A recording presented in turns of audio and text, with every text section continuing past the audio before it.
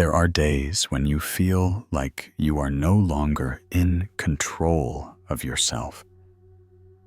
Emotions rise like waves. Thoughts rush wildly like the wind. And words escape your mouth only to leave you with regret. You try to stay calm, but even the smallest thing can throw your heart into turmoil.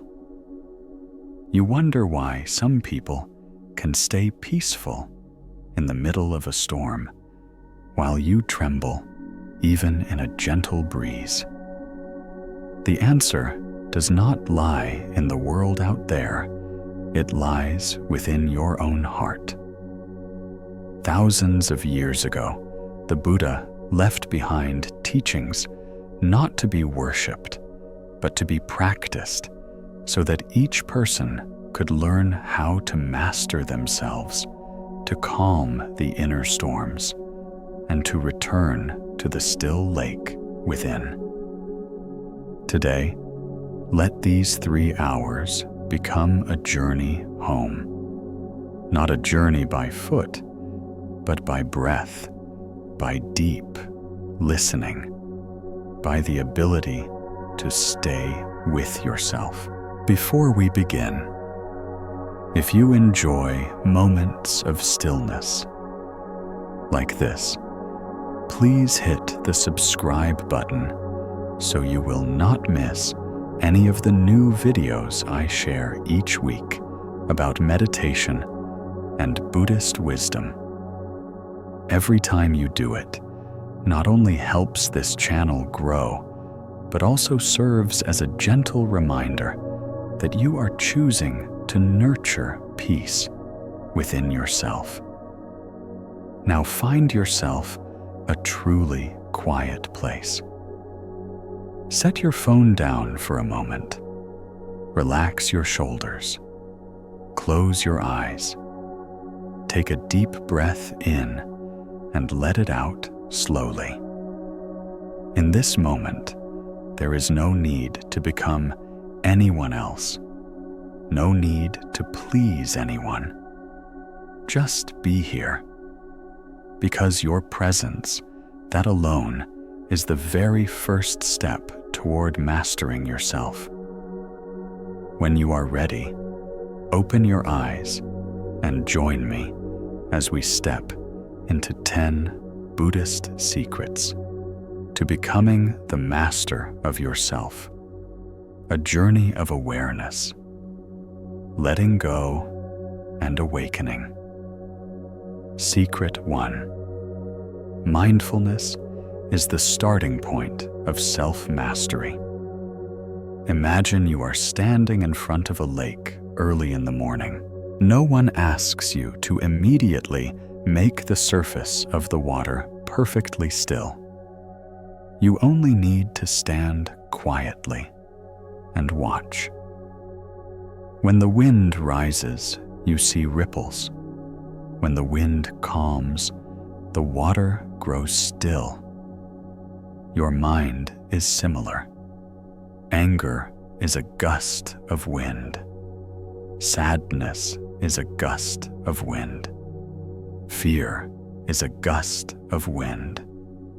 And if in this very moment you can stand still and watch, you have already begun the first step toward mastering yourself.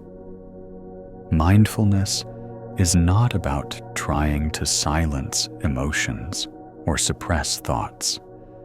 Mindfulness is the ability to clearly see and name what is happening within you without hastily judging. Like a lighthouse keeper standing in the tower at night, not shouting into the storm, simply rotating the lamp toward the right direction, illuminating the water, and noting the rhythm of the waves. Mastery begins there from the moment you stay long enough to look straight at your own mind, so that the light of awareness touches what is in motion. There is a simple story often told in meditation halls. A person comes to the teacher and says, "My mind is very chaotic. I cannot sit still. The more I try to stop it, the faster it runs." The teacher invites the person to sit down, pours a cup of tea, and says, "Watch the steam rising from the cup." The steam rises and then fades. The guest watches for a while and asks, "What should I do next?" The teacher smiles and says, "You already did it. You watched, and you knew you were watching. You breathed, and you knew you were breathing." From that point, every deeper practice unfolds. The guest is surprised by the simplicity. The teacher says that any path you want to go far must begin with the first step. And the first step in mastering oneself is being fully present for each moment of yourself. If this is your first time practicing, let your body help you. Sit with your spine straight, but not stiff. Relax your shoulders. Place your hands on your thighs or stack them gently in front of your belly. Close your eyes or lower your gaze to a point in front of you. Breathe in slowly to feel the cool air pass through your nostrils. Touch your chest, then down to your belly. Breathe out slowly to feel your belly soften downward. Your chest lower. The warm air pass through your nostrils. Breathe in, knowing that you are breathing in. Breathe out, knowing that you are breathing out. No need to count, and no need to prolong excessively. If your mind wanders to something else, simply notice that your mind has wandered and gently return to the breath. Each return like this is a training of the muscle of presence. Mastery is not standing guard at the gate and chasing everything away. It is knowing the way back. You wander off and you guide yourself back. You wander off again and you return again. Gradually, the path home becomes a well-worn trail. A helpful technique is to gently name what is present. When you notice your chest heating up, silently name heat. When your belly tightens, silently name tightening. When thoughts crowd in silently, name thinking. Naming is to step back a bit rather than being drawn into the role. You are no longer the anger. You are the one watching the anger. You are no longer the fear. You are the one observing the fear. From that vantage point, you suddenly have enough space to choose a fitting response instead of reacting impulsively. The person who masters is not one who has no waves, but one who knows where to stand when the waves come. You can bring mindfulness into every ordinary activity. When you wash your face in the morning, feel the water touch your skin. When you take a sip of water, recognize the coolness passing down your mouth and throat. When you step outside, listen to your feet touching the ground. When you open a door, become aware of your hand on the doorknob. When you open your computer, take a breath before typing the first key. Those very small moments are the threads that link you to the present.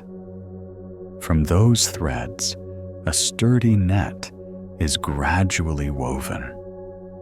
Thanks to it, when storms arise, you still have safe footholds, so you are not swept away. During your workday, you can set up gentle chimes of reminder. Each time you hear the phone ring or your computer notify, instead of reacting quickly, pause for one breath. Notice where your body is tense. Notice the emotion that just arose. Notice the thought that your mind is running. A short pause like that is enough to create a gap between the trigger and the reaction. That gap is your freedom. The person who lacks freedom is the one immediately pushed by whatever stimulation, while the person who masters can pause and choose the next path. When mindfulness becomes steadier, you can quietly reflect on the patterns in your life. You will recognize that some mornings you are easier to irritate than others, that some conversations always make you shrink, that some places drain you, even though nothing is overtly overwhelming. Not to condemn yourself or others, but to understand. Understanding is the basis of compassion. Once you understand why you overreact in one place and underreact in another, you will hold the power to change how you approach things.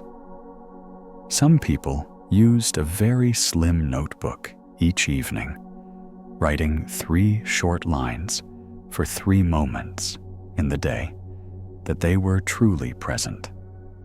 One day, it might be the moment they heard rain on the roof. Another day, it might be the moment they saw a stranger's smile. Another day, it might be the moment they paused before sending a message that could hurt. Those 3 lines gradually trained them into the habit of seeking presence rather than seeking problems. Mindfulness is also the lamp that shines into the closed rooms of our house. Many of us have rooms we do not want to open, filled with memories or old shame. We often avoid looking, cover them with mats, place wardrobes in front. But a house can truly be peaceful if there are rooms always locked. Mindfulness knocks on the door, does not break it, does not torture, just knocks gently and invites you to open a little. When you open it, light comes in, you see. The dust is not really scary. It just needs to be cleaned, little by little. The painful stories are similar. They ask to be known, to be named, to be placed on the table so they can be healed. Without awareness, there is no healing. Without illumination, there is no change. Mastery does not take shortcuts. You can apply a short ritual before situations that tend to pull you away by emotion. Before an important meeting, Before entering a difficult conversation, before reading an email that may heat you up, pause for 3 full breaths. On the first breath, you feel the body. On the second, you identify the emotion that is present. On the third, you silently release the need to win and instead set the intention to understand and contribute. In those very 3 breaths, your brain has switched mode. Your heart rate softens. Your vision widens, meaning you have just given yourself the chance to master the outcome instead of getting swept into the reaction. Mindfulness is not only for quiet moments, it is also the anchor in chaotic times. When you hear bad news, your body may flood with adrenaline, your heart beating fast, your hands turning cold. If you have practiced breathing in the peaceful mornings, then at this moment, the breath becomes your old friend guiding you. You place your hand on your belly. Feel the movement going up and down. You return to your 2 soles on the ground. Feel the contact with the earth. You listen to the sounds around you, distinguishing a few layers of sound, like the fan, distant traffic birds outside the door. By expanding awareness outward and downward, you move your nervous system out of the blaze. From there, you can call the person you need to call. Write what you need to write. Say what you need to say with clarity. Others will sense your steadiness in how you breathe. Another subtle thing is learning how to see your thoughts like clouds drifting by. Thoughts come and go.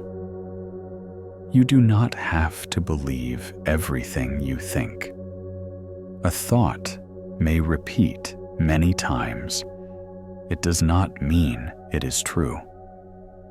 You might try looking at it like a line of letters running across a screen, then disappearing. When it comes back, you nod a greeting and return to the breath. No fighting with the thought, no negotiating with it. You just let it pass, like a train going by. When you no longer board the train each time it arrives, the station inside you becomes quieter. From that quiet, you choose which train is worth getting on. When you practice long enough, you will begin to recognize a small but foundational shift. Previously, you might have started a sentence with, "I am angry," "I am sad," "I am worried." Now you may begin with, "There is an anger passing through body and mind," or "a veil of worry is lightly covering." That different way of speaking is not simply a linguistic technique. It reflects a movement inside. You have less identified yourself with psychological phenomena. You do not deny them.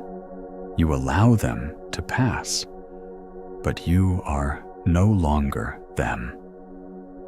That moment is the door opening into mastery. To nurture mindfulness, you need patience and kindness toward yourself.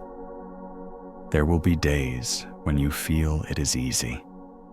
There will be days when you feel it is very hard. There will be days when as soon as you sit, your mind has already raced everywhere. That is okay. Each time you notice that you have wandered off and return, you have succeeded once more. Treat practice like tending a small garden. On some days, heavy rain comes, and you cannot go out to the garden, but the seeds are still there. When the sun rises, you water. Sometimes weeds grow, you pull them. No need to rush to bloom. Just keep nurturing the soil. Mindfulness is the soil. All other beautiful qualities, like perseverance, clarity, compassion, grow from that soil. Finally, choose a small commitment for yourself this week. Each morning, sit quietly for 3 minutes by the window. Every time you wash your hands, take 3 full breaths. Each night, write 3 lines about 3 moments you were fully present during the day. Small, but consistent. It is the consistency that will open the big door. When you reach the place of understanding that you can be present with whatever is happening, you have placed your hand on the steering wheel of your life. From here, we can proceed into deeper secrets, but remember that every door leads back to the starting point. Going far is to come closer. Learning much is to return to simplicity, and mastery begins with something very humble, that you are breathing, and you know you are breathing. Secret 2: releasing craving, not abandoning life. There was a very peaceful afternoon in a bamboo forest on the mountainside where passing breezes sounded like leaves whispering. A young disciple came with his ancient lute to the teacher. He said, "Master, I have read many books and tried for a long time, yet I still feel pulled by my cravings, like a small boat in a rushing current. When I suppress them, I become rigid and exhausted. When I indulge them, I feel hollow and ashamed. I fear that if I let go of all craving, there will be nothing left worth living for." The teacher asked him to take out the lute and tune it. The disciple tightened the string until the sound was sharp and broke. The teacher shook his head and said to replace the string. Then the disciple loosened it. Too much, the sound became off-key, limp. Then the teacher said that music is born in the middle at the right tension. Human life can be lived like that too. Releasing in the path does not mean abandoning life.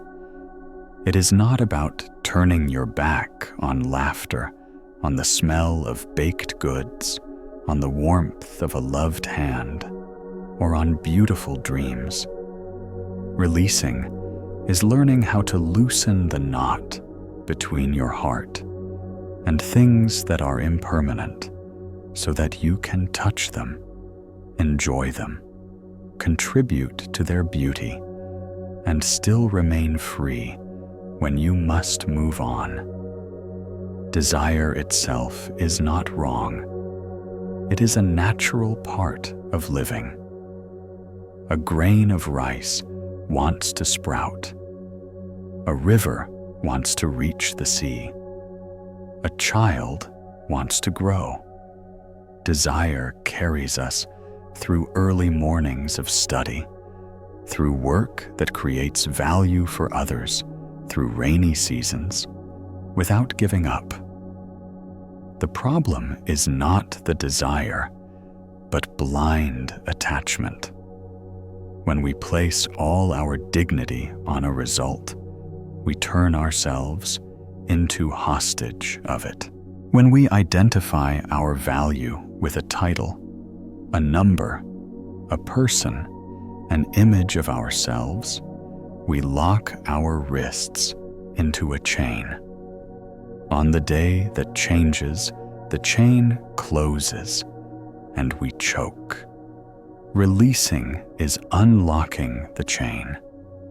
We still work, still love, still dream, but we do not tie our dignity to anything that can be lost. When we know how to let go, we gain the capacity to truly love, to truly act, to truly live, because we are no longer afraid. There are afternoons when you stand and watch the city rushing beneath the overpass. Hear the car brakes squeal lightly. See the lights like a small river flowing somewhere. In that flow, people pick up their phone automatically and scroll their eyes constantly, receiving invitations. Buy this, and you will be prettier. Own that, and you will be more respected. Go there, and you will be happier. Every billboard, every phrase promises something if we accept another craving into our house. Some desires are wholesome to become healthier, to learn something new, to love more widely. Some desires are engineered carefully, so you are never enough. They are like a wooden bucket with a bottom full of holes you pour, and it leaks out as you go. Not because you are useless, but because the bottom was never there. Releasing begins with discerning which bucket has a sealed bottom and which bucket is full of holes.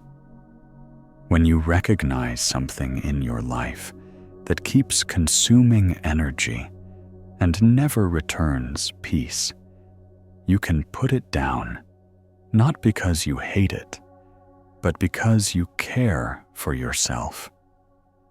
You can practice a day of just enough living to touch the idea of freedom amidst life. Choose an ordinary day. No ceremony needed.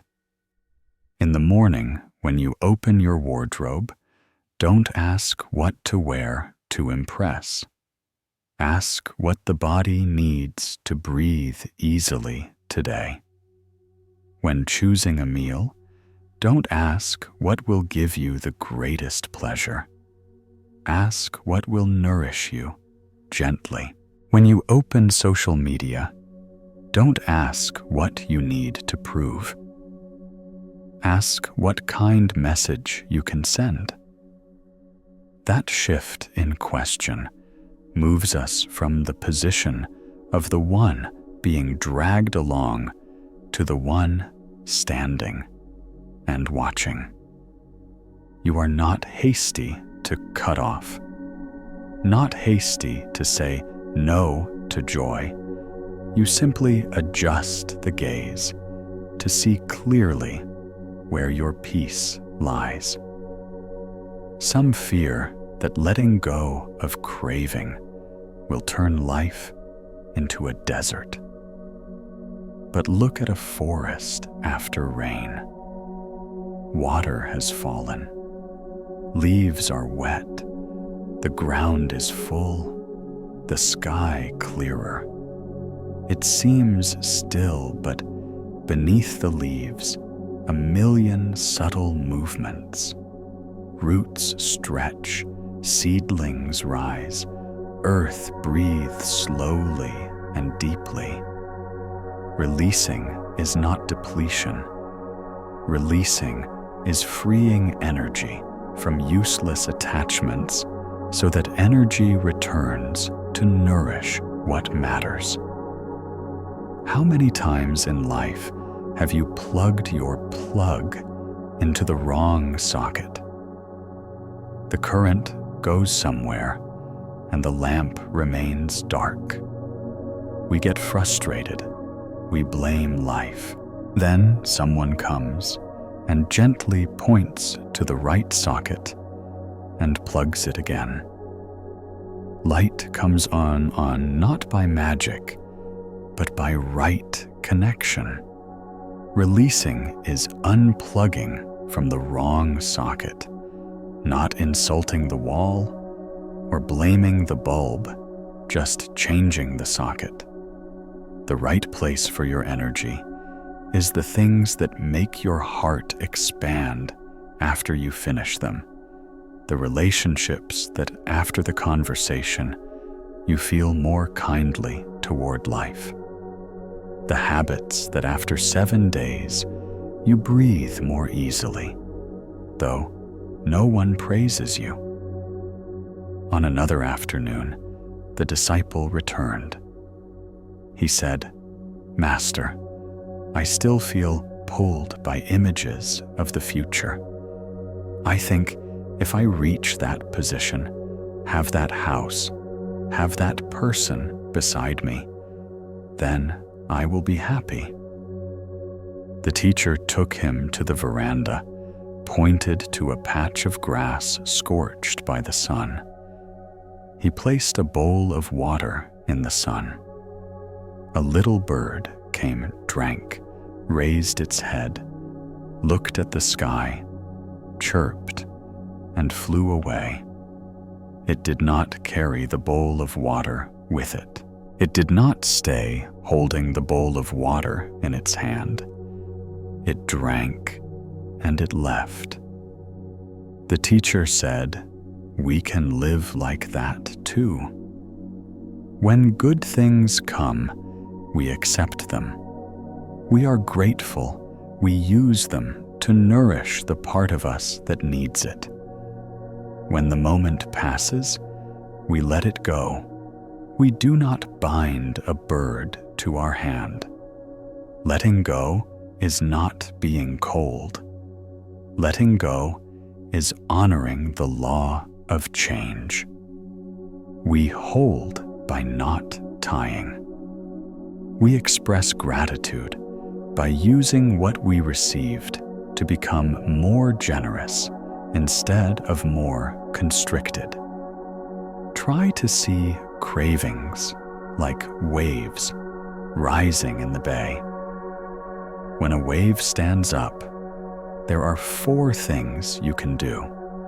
First, you can rush after it, ride on its back, scream with thrill, then fall down and become exhausted. Second, you can fear it and try to block it with bare hands, and you get smashed by it. Third, you can dive to the bottom and hold your breath, hoping it will pass, and when you surface, you see another wave. Fourth, you can learn how to surf it with technique, or choose to stand on the shore in the right spot. The fourth choice appears when you look at the wave as a wave, not as the enemy or the savior. Releasing is learning how to stand in the right spot on the shore. Know your rise and fall. Understand the conditions of weather and your body. No one forces you to step into the water before you know how to swim. And no one demands you watch the sea forever from the shore. You choose the day, the place, the companion, the board. Every choice arises from understanding, not from fear or showing off. In modern life, desires often hide behind shiny flags. A desire to assert oneself, a desire to wear the label passion, a desire to wear the cap of striving. They are not totally wrong. They just need careful examination to see which part is pure and which part is fuel for burning inside. Try writing a list of the things you are pouring energy into and ask 3 questions for each. Question 1. If tomorrow I no longer have this, who am I? Question 2.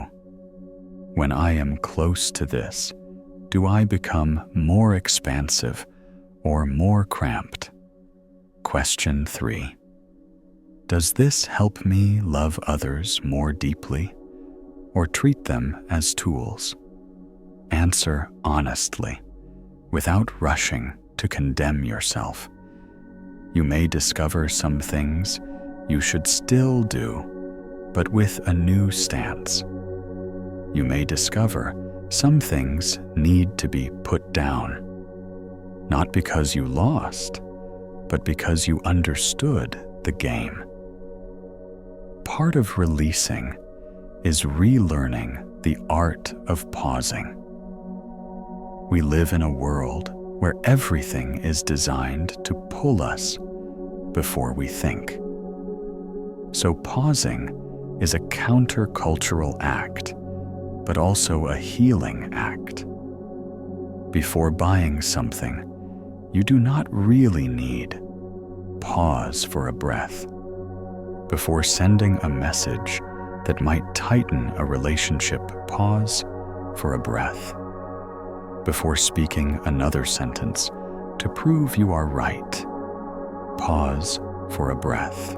Every breath of pause is a thread holding you to the ground so you can see the river flowing, rather than diving in just because the urge hits for a moment. Make an agreement with yourself that you have the right to choose late, that you do not need to reply immediately to protect some image of yourself. The right to choose later preserves your freedom. When you have freedom, you preserve your dignity.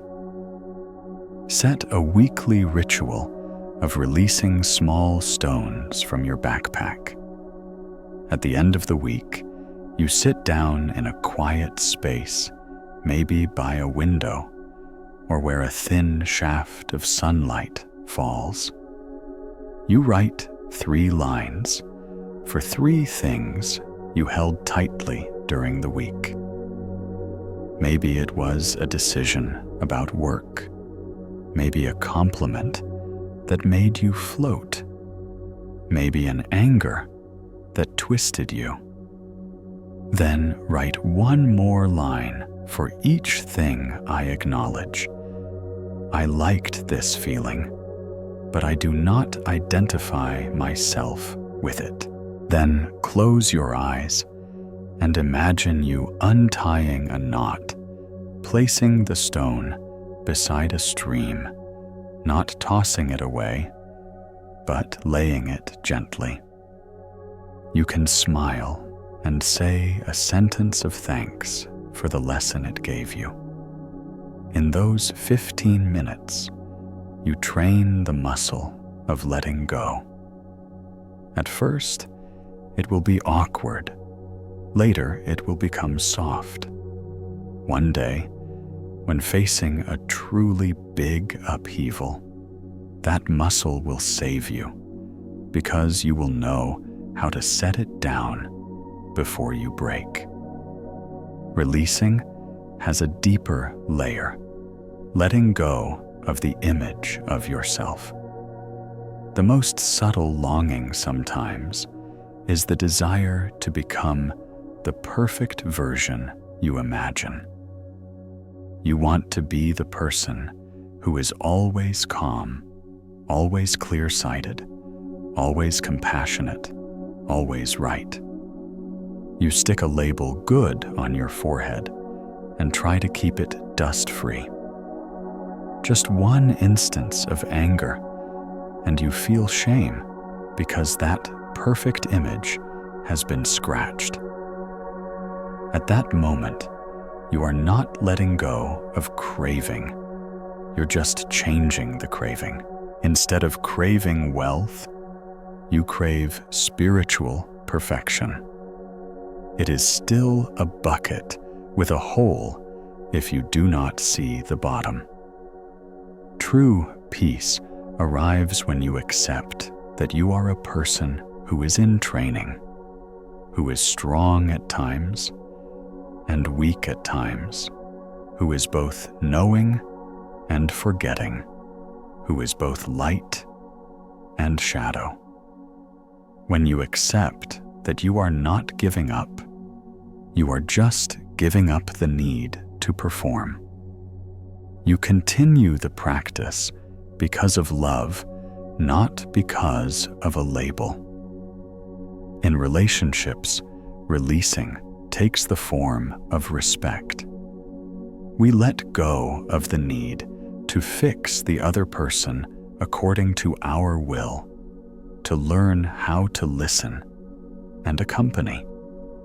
We let go of the craving to possess, to learn how to trust and grow together. We let go of the need to win every argument, to learn how to understand what the other person is truly afraid of. Love grows not from the times the other person plays the script we wrote, but from the times both of you are willing to stand in your own vulnerability and not run away. In that moment, you release the armor. You are no longer fighting your beloved to protect a throne. You put the throne down. You sit on the ground. You reach for the other person's hand and say, "I am trying to understand you. You are trying to understand me." In that moment, a knot is untied. When the knot is undone, the rope remains, so we can still walk hand in hand, but it no longer chokes us. Releasing in work does not mean abandoning the goal. It means placing the goal in the right position. The goal is a compass, not a measurement of human worth. We do our best each day, honestly review in the evening, and sleep well. Tomorrow, we begin again. When success comes, we share joy and keep learning. When failure comes, we learn fast and keep going. Along the way, we proactively create healthy boundaries to protect the life inside. Do not work in the bedroom. Do not bring work frustration to the dinner table. Do not let someone's harsh words from afar into your home like a poisoned wind. We set boundaries not because we are weak, but because we understand that without peace, we cannot create sustainably. Releasing is refusing what burns us out so we can keep our flame for what matters. One very late night, the disciple sat alone under the porch. The wind carried the scent of dry leaves, the minute sound of insects. He recalled the endless chases, the times he ran after the light at the end of an imaginary alley. He remembered the feeling of just touching a thing, an achievement, a name, a compliment, and immediately the fear of losing it crawled in. He saw his life like an escalator without an end. This time, he tried differently. He placed his bare feet on the ground, inhaled and exhaled slowly 10 times. He listened to his heart. He whispered the names of 2 people he was grateful for during the day. He imagined tying a rope around his chest, the other end tied to a large tree. That rope was mindfulness understanding, compassion. And he smiled because he knew that from tomorrow he would still go into the market of life speak and do work, love and dream. But whenever the wind hits, he will no longer be swept away because the rope holds him there. That is the feeling of releasing, not leaving life, but leaving the ropes of ignorance. Not hating desire, but talking to it, untying it when it tightens, and using its energy to water what is beneficial. From here, you can try a small practice over 7 days. Each day, choose a small desire to observe.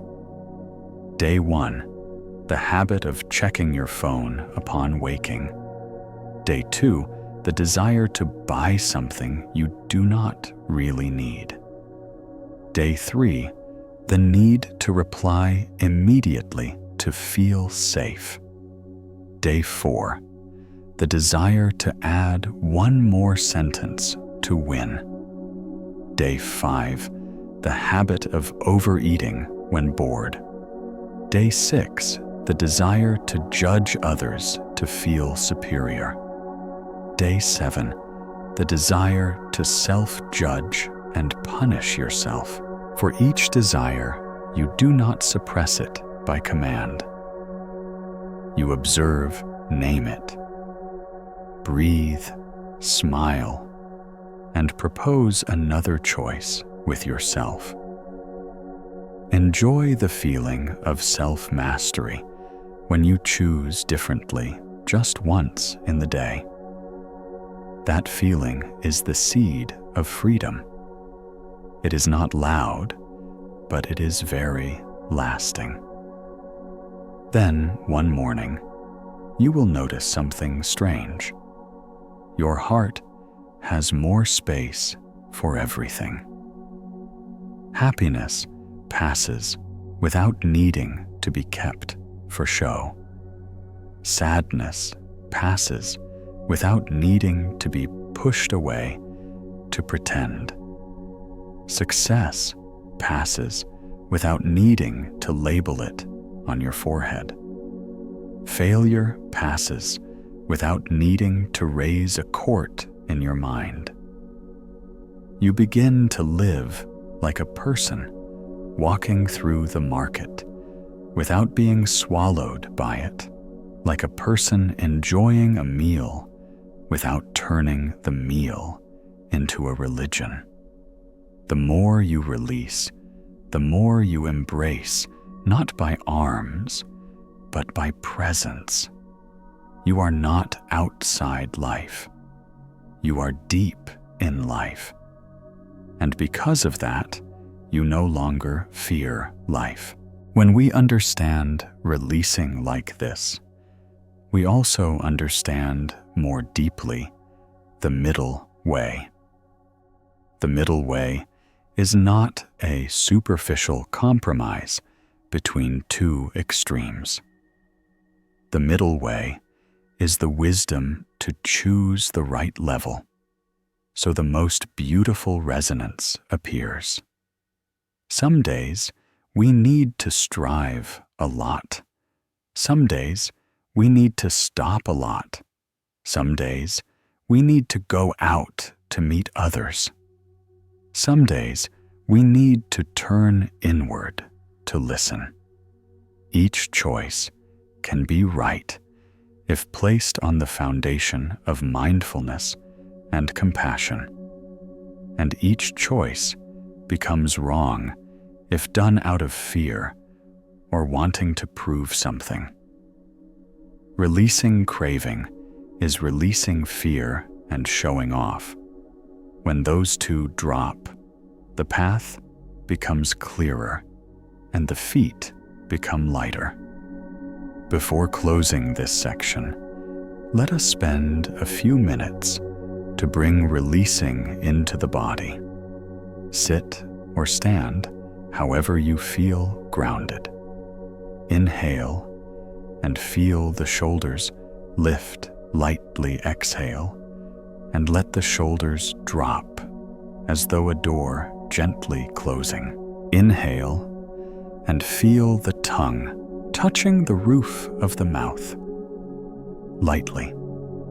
Exhale and let the tongue rest at the floor of your mouth, letting your face soften. Inhale and notice your hands are clenched. Exhale and open your hands so the space between your fingers appears. Inhale and name the heaviest thing you are carrying today. Exhale and say to it, I see you, and I set you down here for a moment. You are not pushing it away. You are simply setting it down for a while. You may pick it up later if needed. The strange thing is when you allow it to be set down, you rarely want to pick it up the same way again. From this moment, the road to mastery has widened by a turn. You do not need to leave life to be free. You only need to leave the chains you forgot to undo.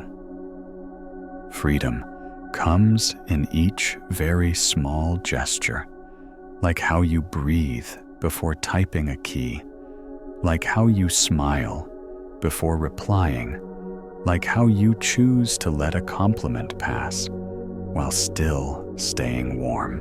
And at the end of each day, when you lay down, you can place one hand on your chest, one hand on your belly. Whisper that today you lived a bit more fully loved, a bit more widely released, a bit more gently. That is the quiet reward of the person learning to release. Craving without leaving life. From that soil, the next secrets will sprout, because you already have soft, moist, nutrient-rich ground for all the good seeds in you to sprout. Secret 3. Understanding suffering instead of fleeing. One rainy morning, the path up to the temple was coated in mist like a thin silk. The bell rang long, then subsided, leaving a calm space like a lake just after the wind stops. A visitor came to the teacher, eyes red from sleepless nights, hands clenched, as though holding a fraying rope.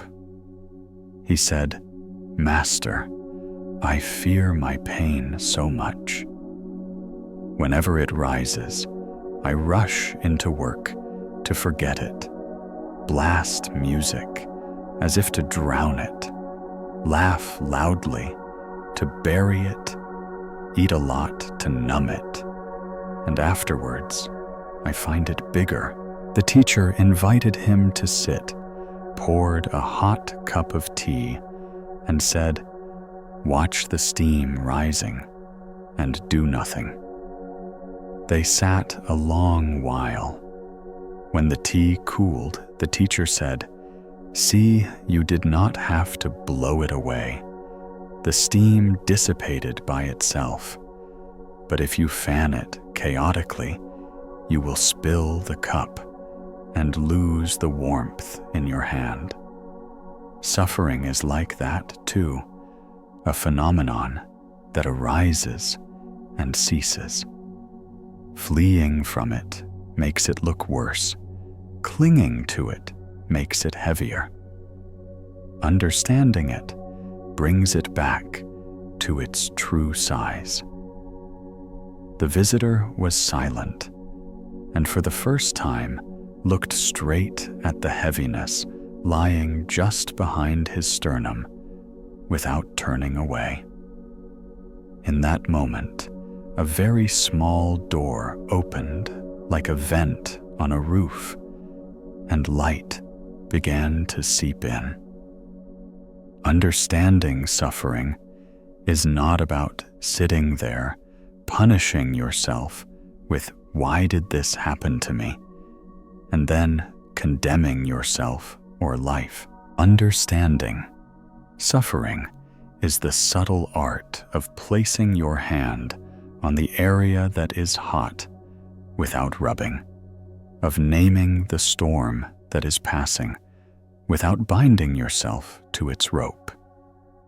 In the path, one hears of the Four Noble Truths, namely, that there is suffering, that suffering has a cause, that suffering can end, and that there is a specific path leading to its end. Wikipedia Tricycle, the Buddhist Review. But those words on paper are like a map hung on a wall. They must enter your breath, your heartbeat, the phone call you are about to make, the word you are about to speak, the way you stand in the kitchen at midnight, when loneliness rises like a wave seeking shore. Then, understanding suffering means pausing where you are turning toward it and whispering, "I see you. You are the sadness. You are the anger. You are the fear of loss. You are the feeling of abandonment of a child who was never held at the right time." Naming is already half the journey, because in that moment of naming, you stand as one who knows, and you are no longer fully sucked into the whirl. But why is looking straight so difficult?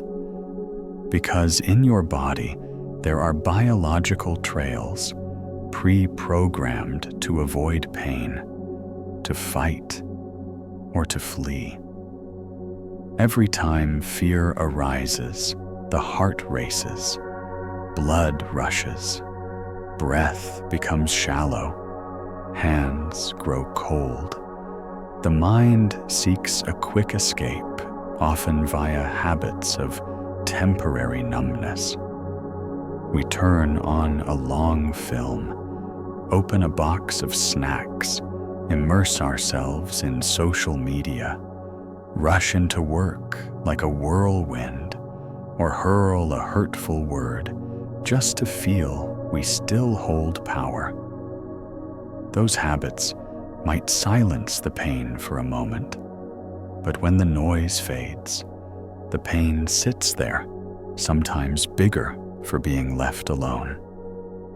Understanding suffering means understanding our own defense mechanisms, thanking them for helping us survive, then gently teaching them a new way.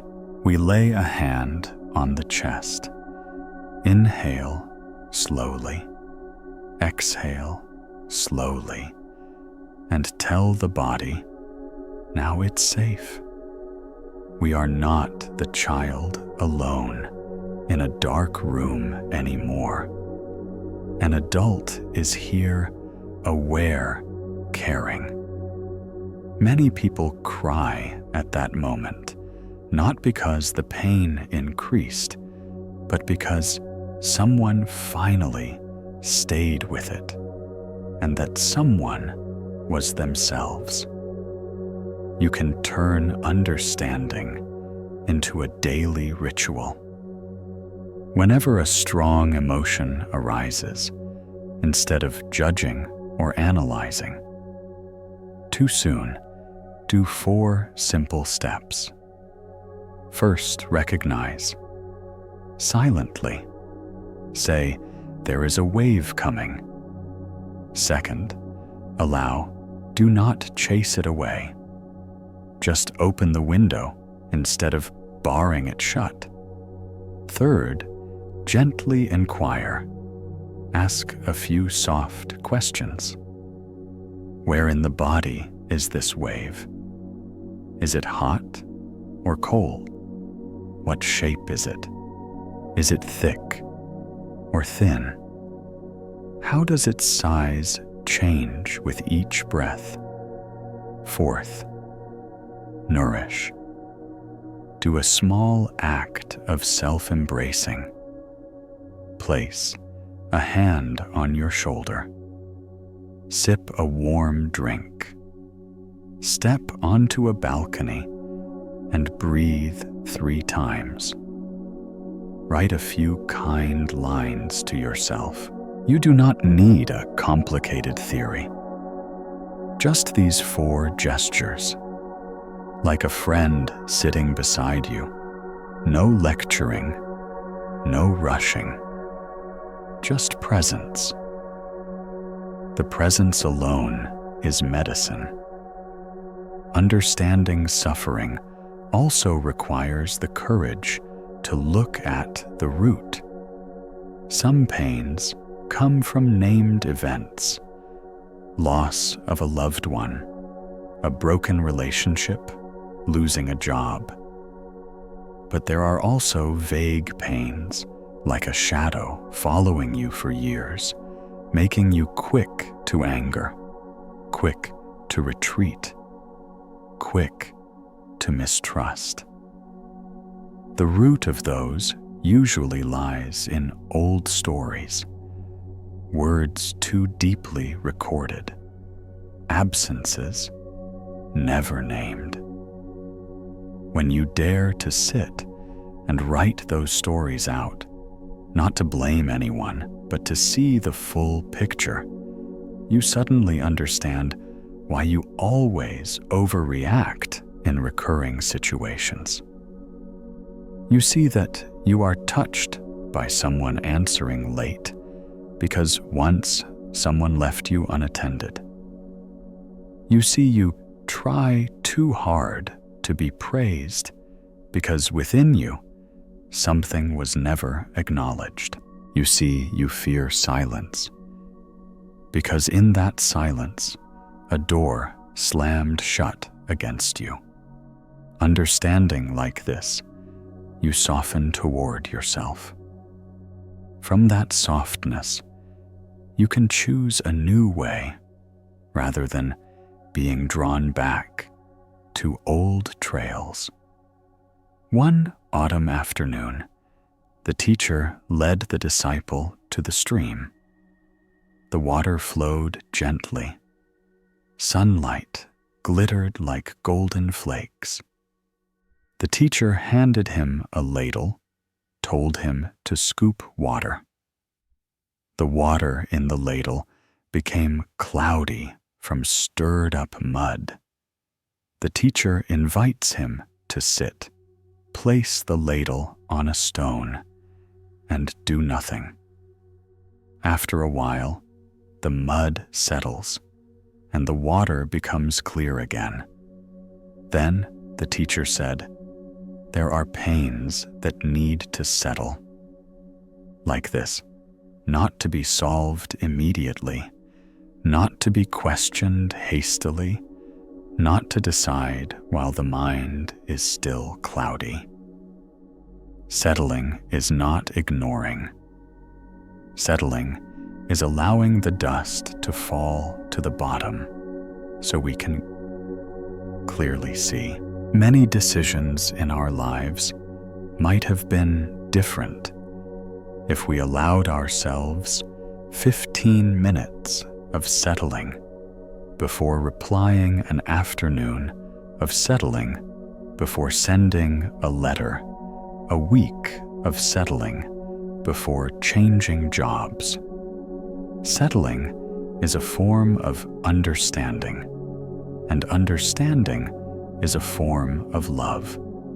Along with settling comes asking the right question.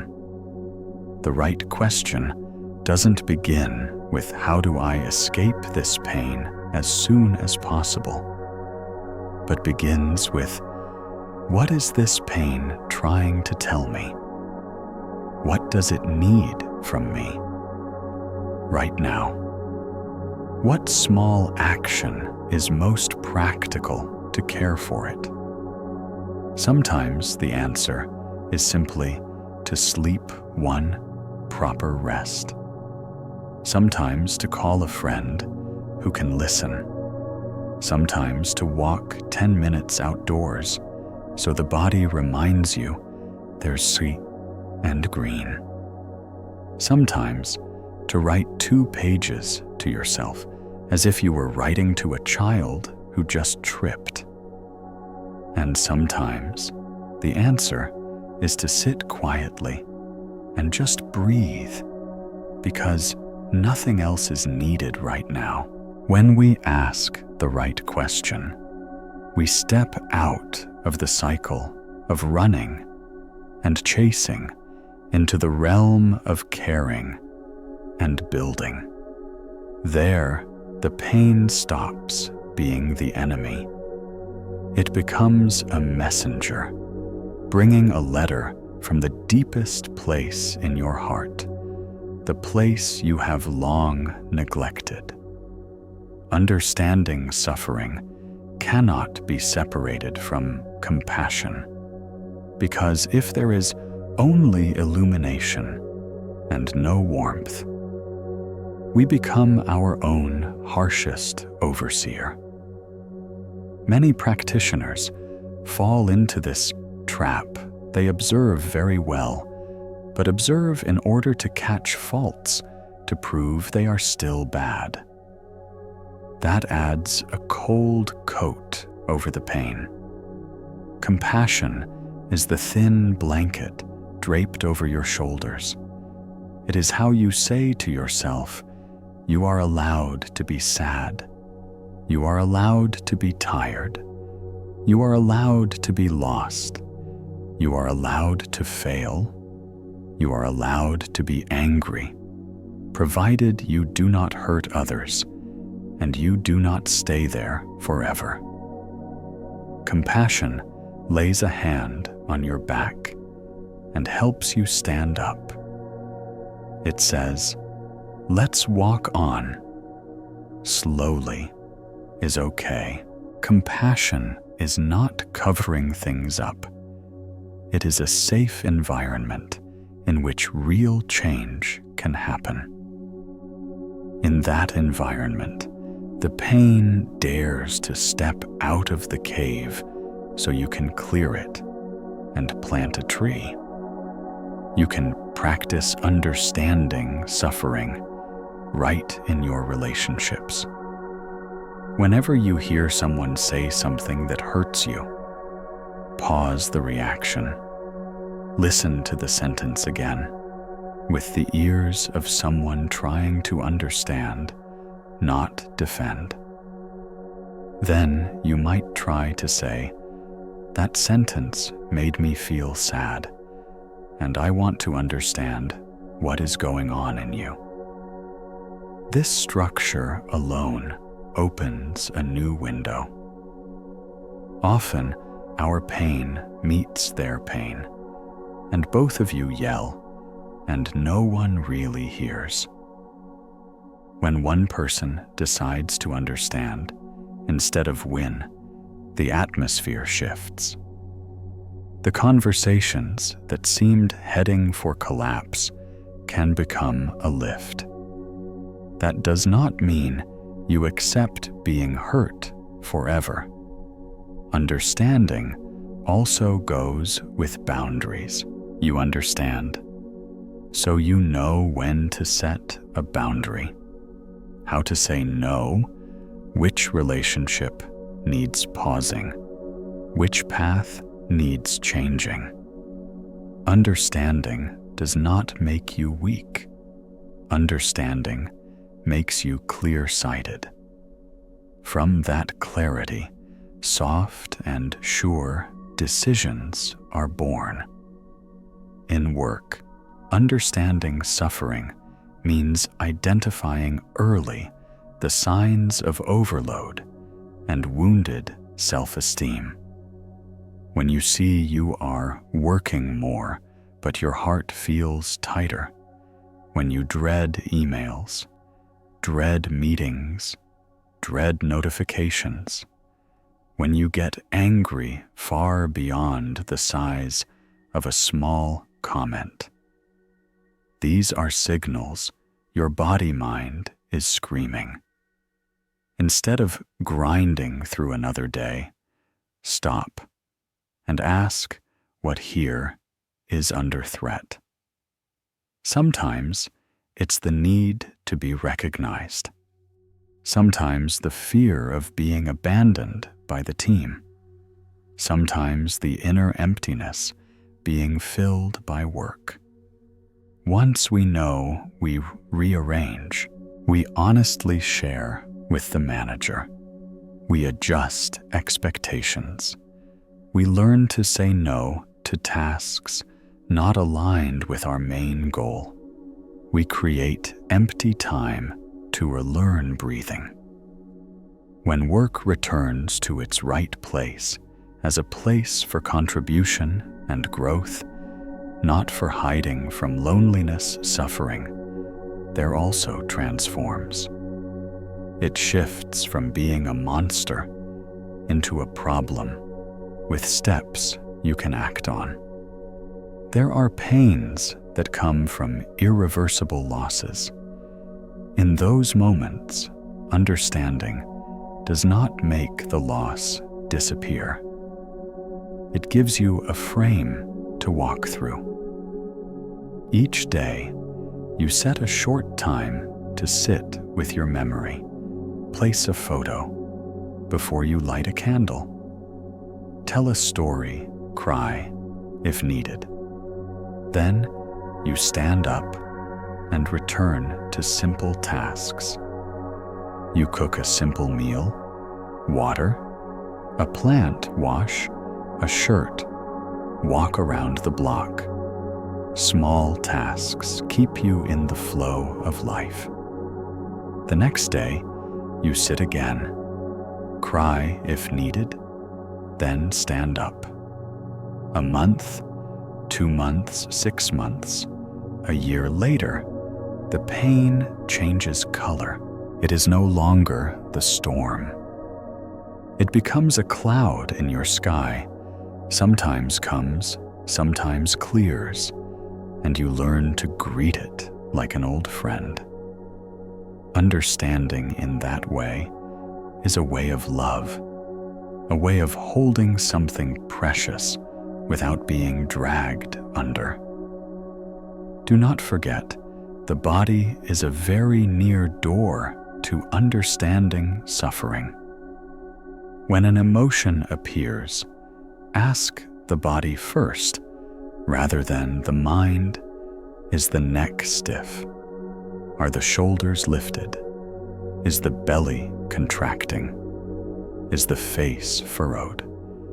Are the hands clenched too tight? Each time you loosen, a little open, a little release. A little you create a space so the emotion can pass without scratching your inside. A few very slow movements rotate your wrist. Stretch the neck. Lean your back on a wall and breathe. Take 10 very slow steps are ways of saying to your nervous system, you are safe. From safety, the mind can observe and understand. From understanding, behavior can change.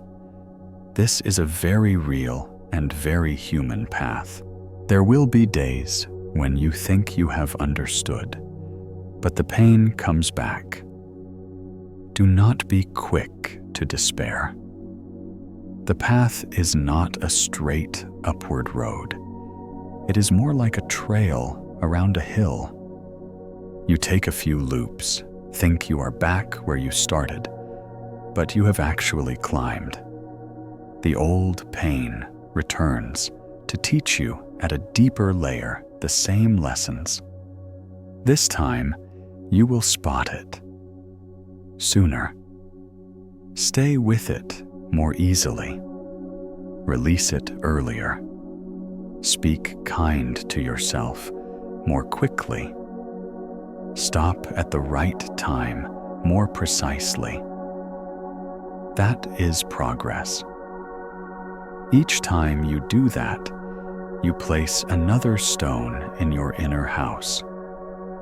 One day, you walk and do not fear the floor collapsing beneath you. That is the feeling of someone who understands suffering instead of fleeing. Before closing this section, try a short practice. Right now, sit or stand in a grounded, warm posture. Close your eyes or lower your gaze. Breathe in, knowing you are breathing in. Breathe out, knowing you are breathing out. Invite a recent emotion to sit beside you. It might be sadness, anger, shame, fear, hurt. Do not call it a problem. Call it a guest. Say, I see you. You sit here with me for 3 minutes. Notice where in your body it sits, how warm or cold it is, how its pulse moves when you breathe. If a kind phrase is needed, speak it. I'm here. I will not abandon you or we'll go through this slowly. Or you had reason to appear today. After 3 minutes, bow your head to the emotion, like you would to an old friend, neither chase nor cling. Many people are surprised to find it already smaller, not through magic, but because it was understood.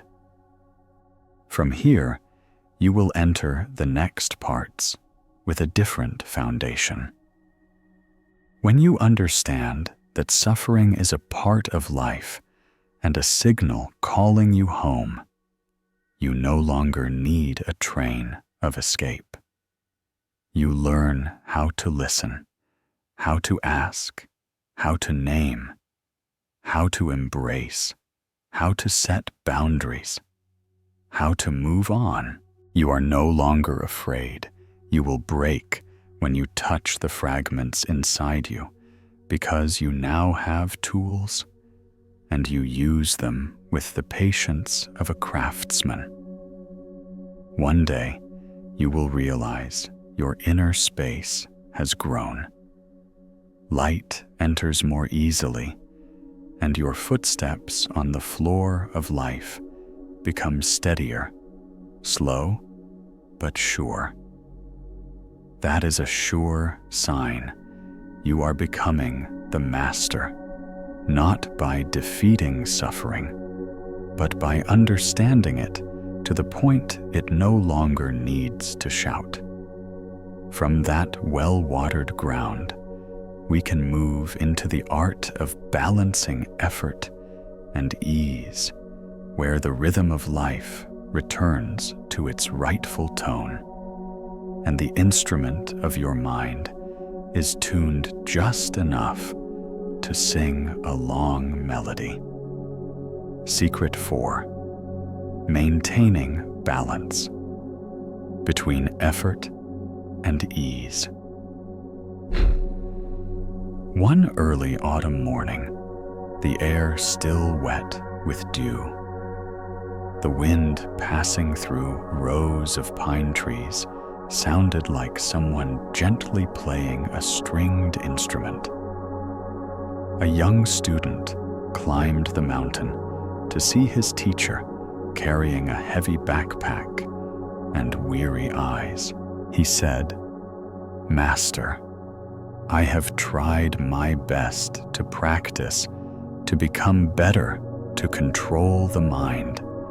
But the more I try, the more exhausted I feel.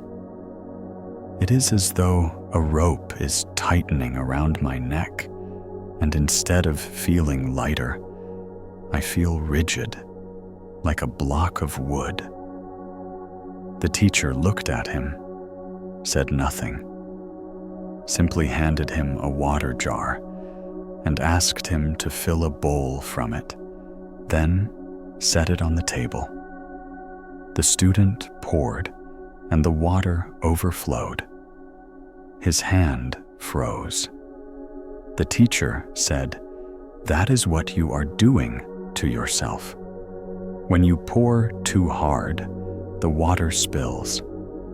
No one drinks it. The table is wet, and your heart is dry." Maintaining balance between effort and ease is knowing when to pour and when to set the jar down. From the beginning, human beings have learned to strive, to compete, to push. In the modern world, we praise those who do not sleep, do not rest, who work forgetting time. We grow up with slogans like "push the limit," "never give up fight to the end." But few tell us that a rope pulled for too long will break. A flame burning continuously will extinguish.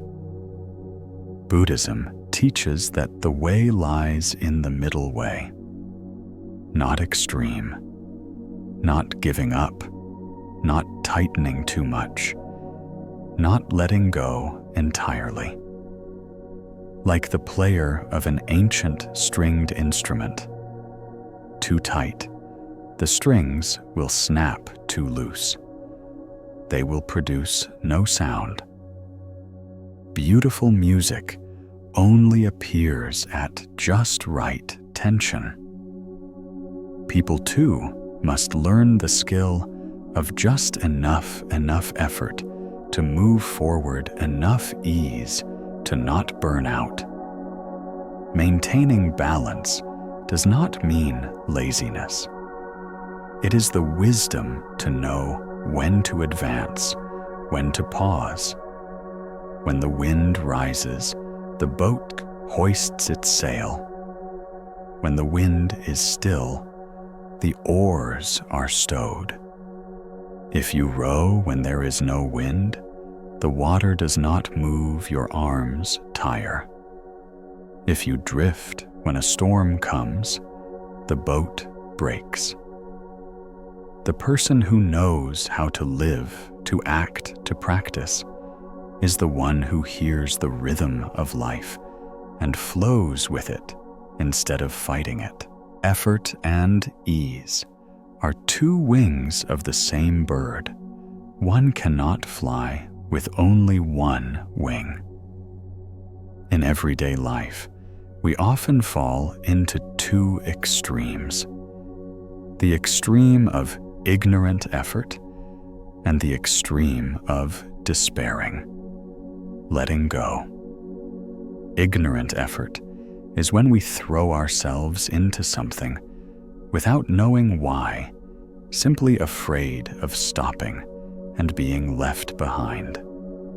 Despairing letting go is when we are so tired we do nothing, believing every effort is futile. Both extremes cause the mind to suffer. Between the two extremes, there is a narrow path, soft like a thread, where we work wholeheartedly, but the mind is not strained, where we love without possessing, where we learn without pressure, where we live without fear. This is the middle way. Another morning, the teacher led his student to a stream. The water flowed gently, the stones smooth from years of flow. The teacher asked him to place a large rock in the stream to block the flow, then sit and observe. At first, the water was stopped, making a harsh sound and white bubbles. After a while, the water found a gap wound around the rock and flowed on. The teacher said, "Water does not fight, nor does it give up. It simply finds the way. It still goes to the sea, but it does not force the rock, nor does it stay still." When we understand that spirit, everything in life becomes less extreme. Sometimes work stagnates. Instead of insisting we rest a day, step back, observe, then move on by another route.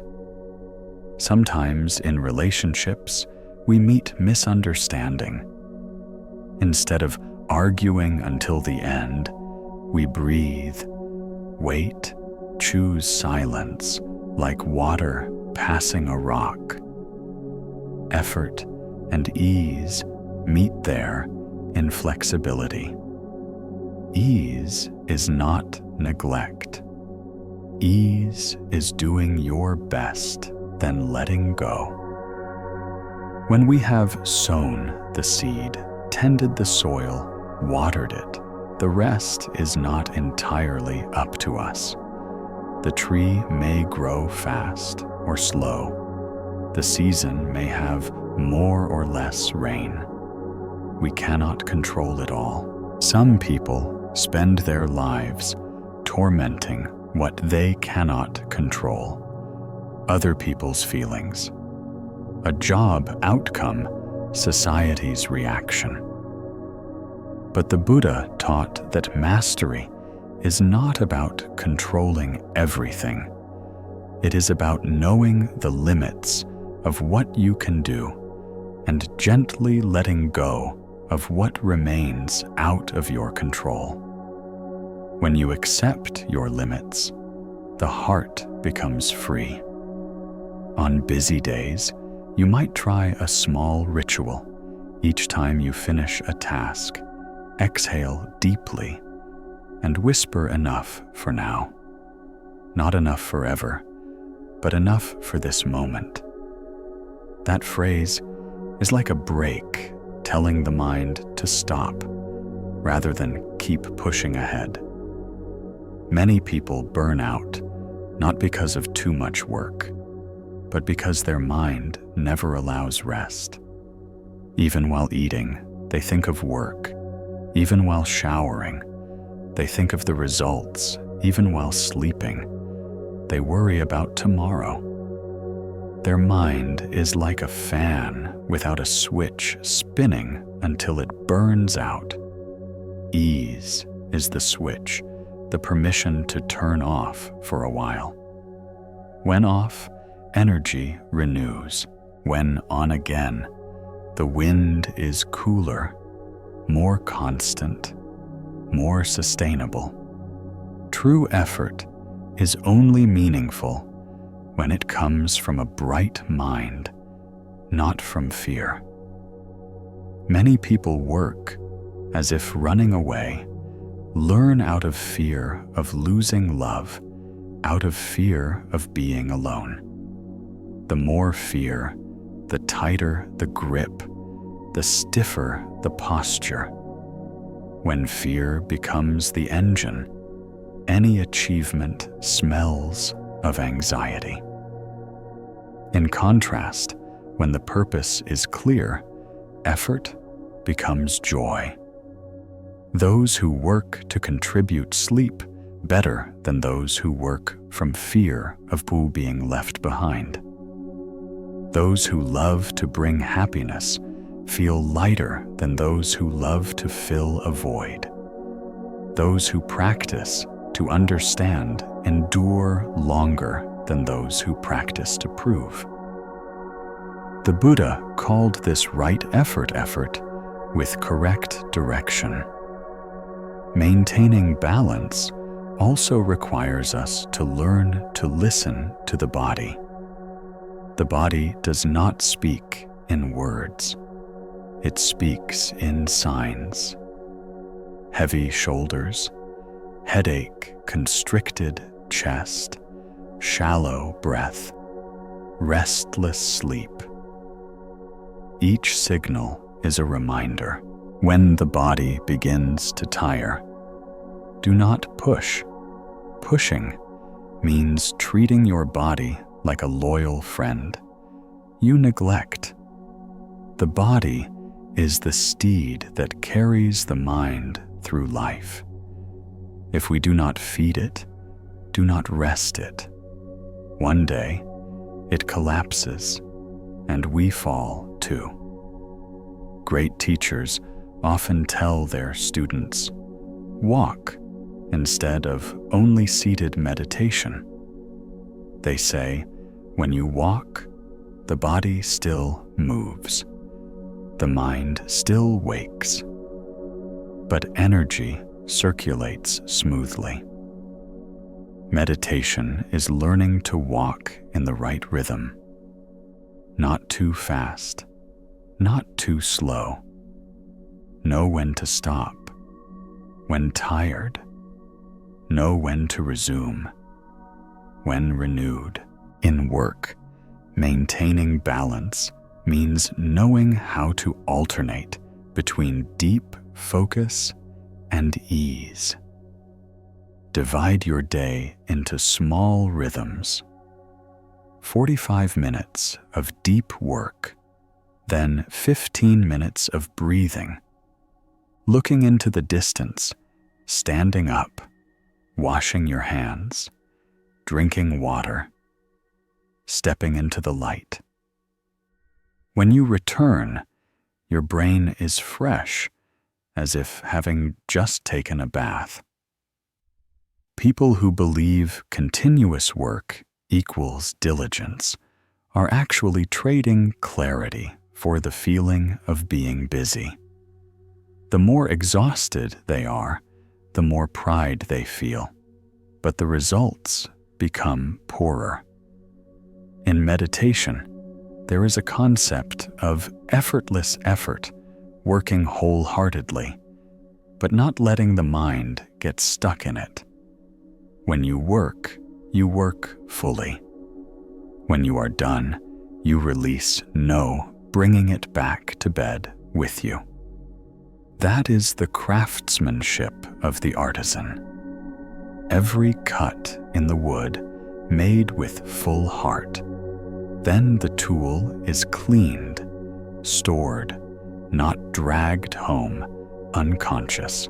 Maintaining balance also means knowing where to place your center of gravity. If life is a yoke, you carry two ends. One end is work, the other is life. If you lean too far to one side, you fall. Some carry only work, forget life. When sickness comes, they realize they have lived like machines. Some carry only pleasure, forget duty. When they lose direction, they see emptiness. Buddha taught, "When you walk, know you are walking. When you eat, know you are eating. When you act, know you are acting." Maintaining balance means being fully present with what is happening. Not distributing time equally, but distributing attention equally. In love. Maintaining balance means learning to love without dissolving. Many love by melting into the other person. All joys, all sorrows, all values, all plans revolve around the other. They call it deep love, but actually they have lost their axis. When the other changes direction, they break. Ease in. Love means keeping your root still, yourself, knowing who you are, what you want, what you value, where you stand. Effort in love means knowing how to care, how to listen, how to give. Ease in love means knowing how to quiet down, how to withdraw, how to give the other space. When both understand that love becomes a river with two parallel banks, not a flood, swallowing both.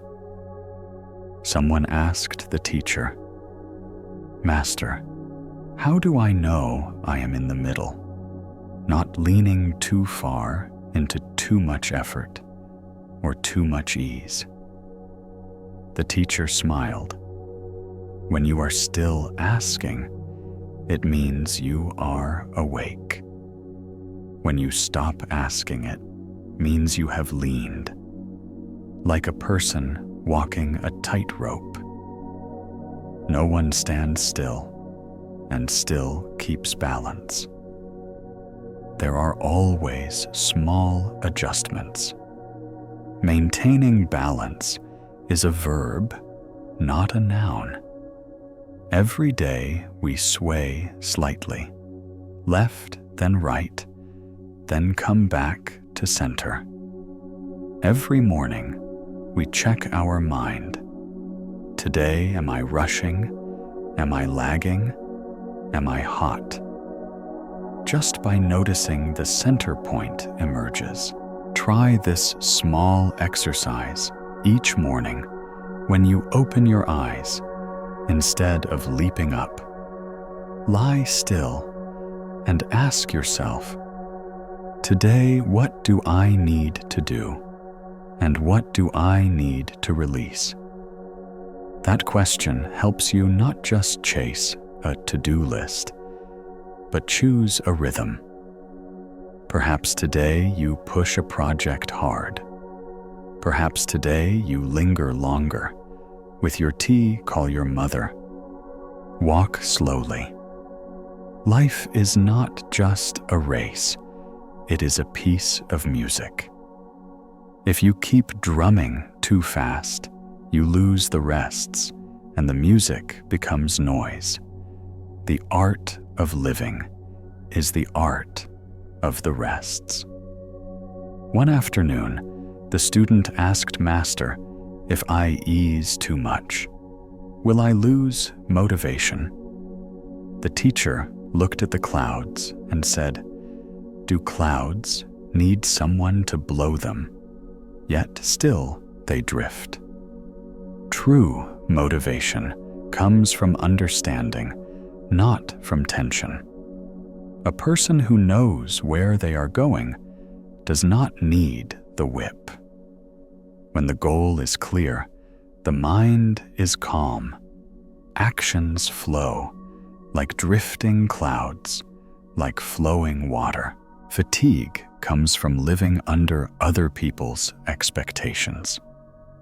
When you release those expectations, energy restores. Maintaining balance also means knowing how to receive help.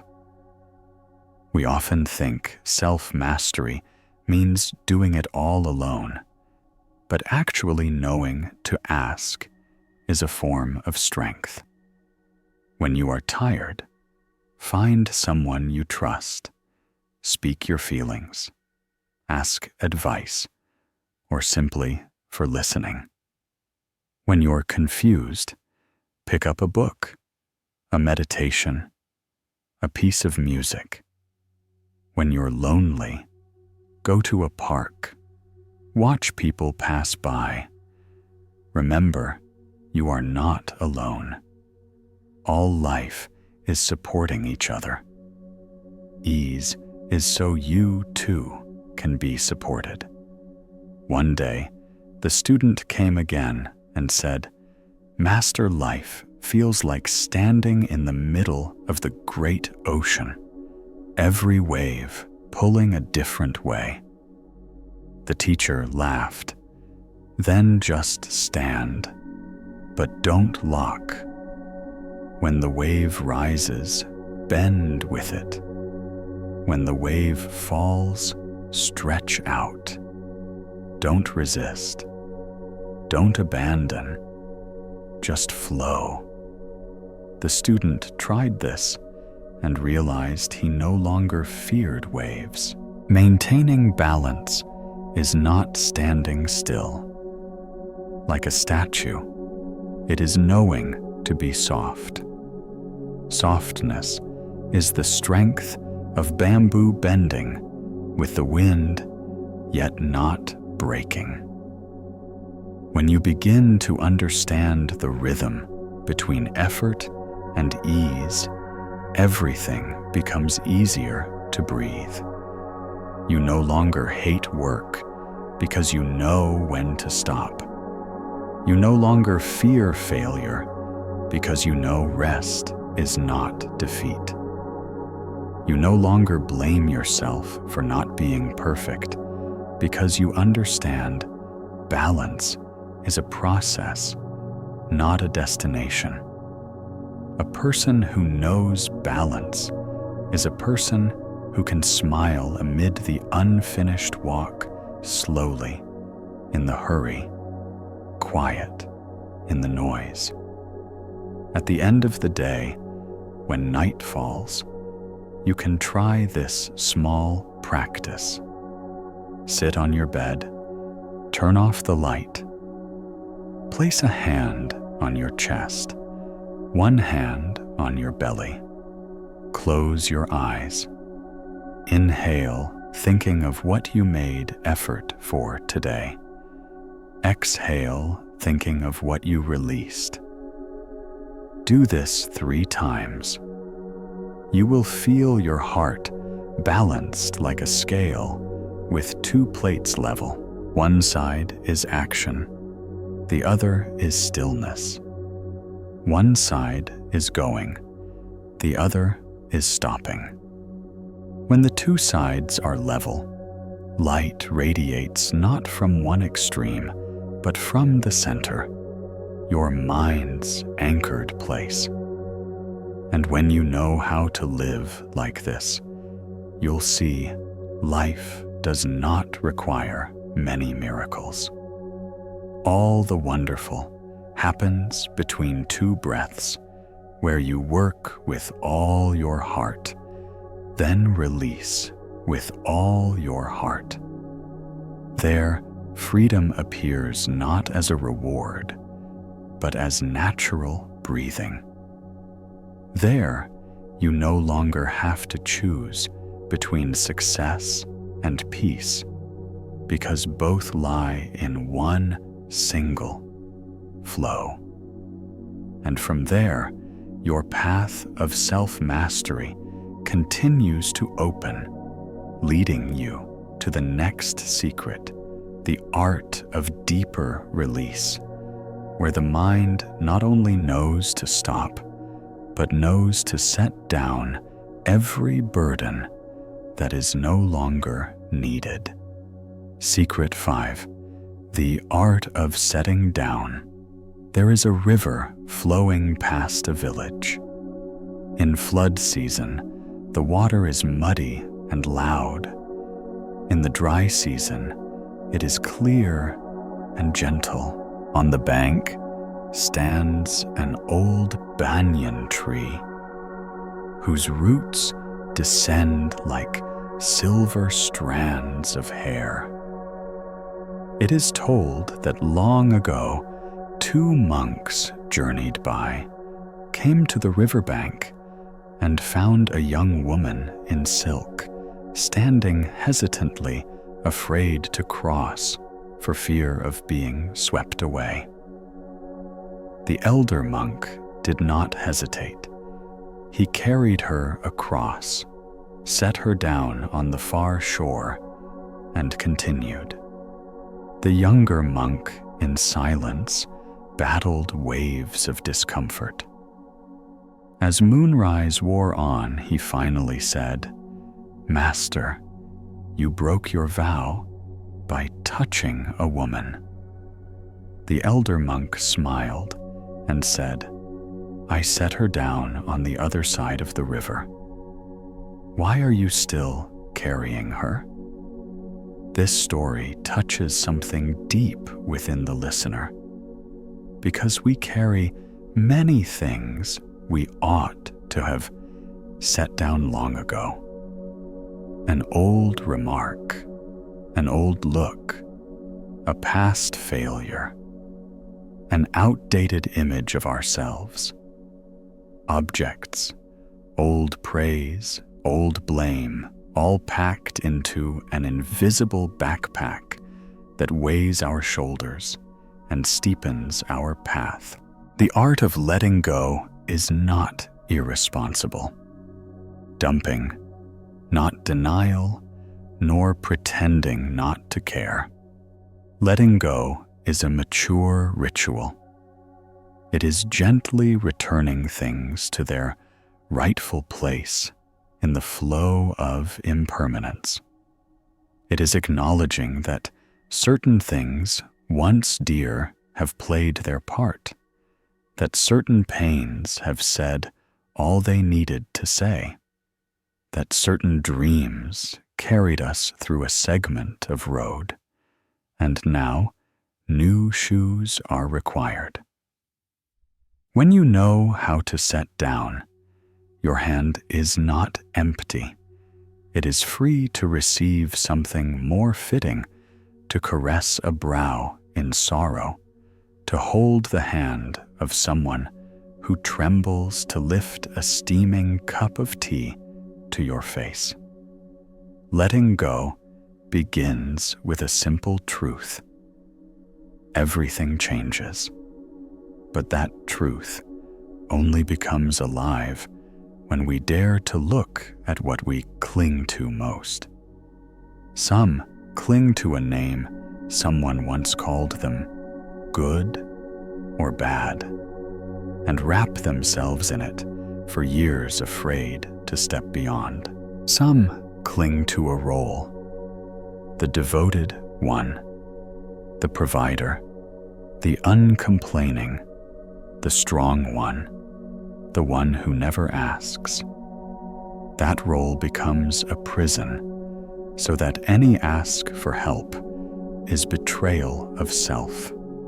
Some cling to a relationship that is exhausted, not because love remains, but because they fear the void, fear the sound of the empty cup on a rainy afternoon, fear the nights when there is no one to call, fear acquaintances passing by and asking why so quiet these days. Some cling to a wound of their own, carry it like a talisman, proving the world was once cruel, so they won't open again. These attachments have legitimate reasons. They once protected us. So letting go cannot be a rigid order. If we command, drop it inside, it will rebel, and we will sneak it back in some other form.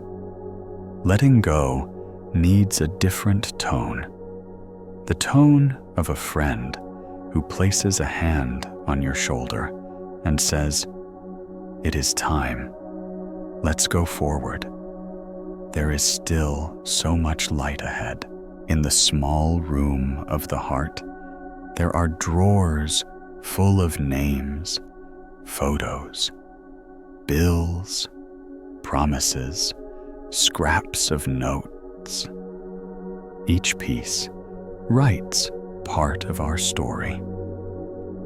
For many years, we avoid opening those drawers, afraid the dust will rise, the smell will punch through our eyes, will sting. One day, we pull out a drawer and sit on the floor.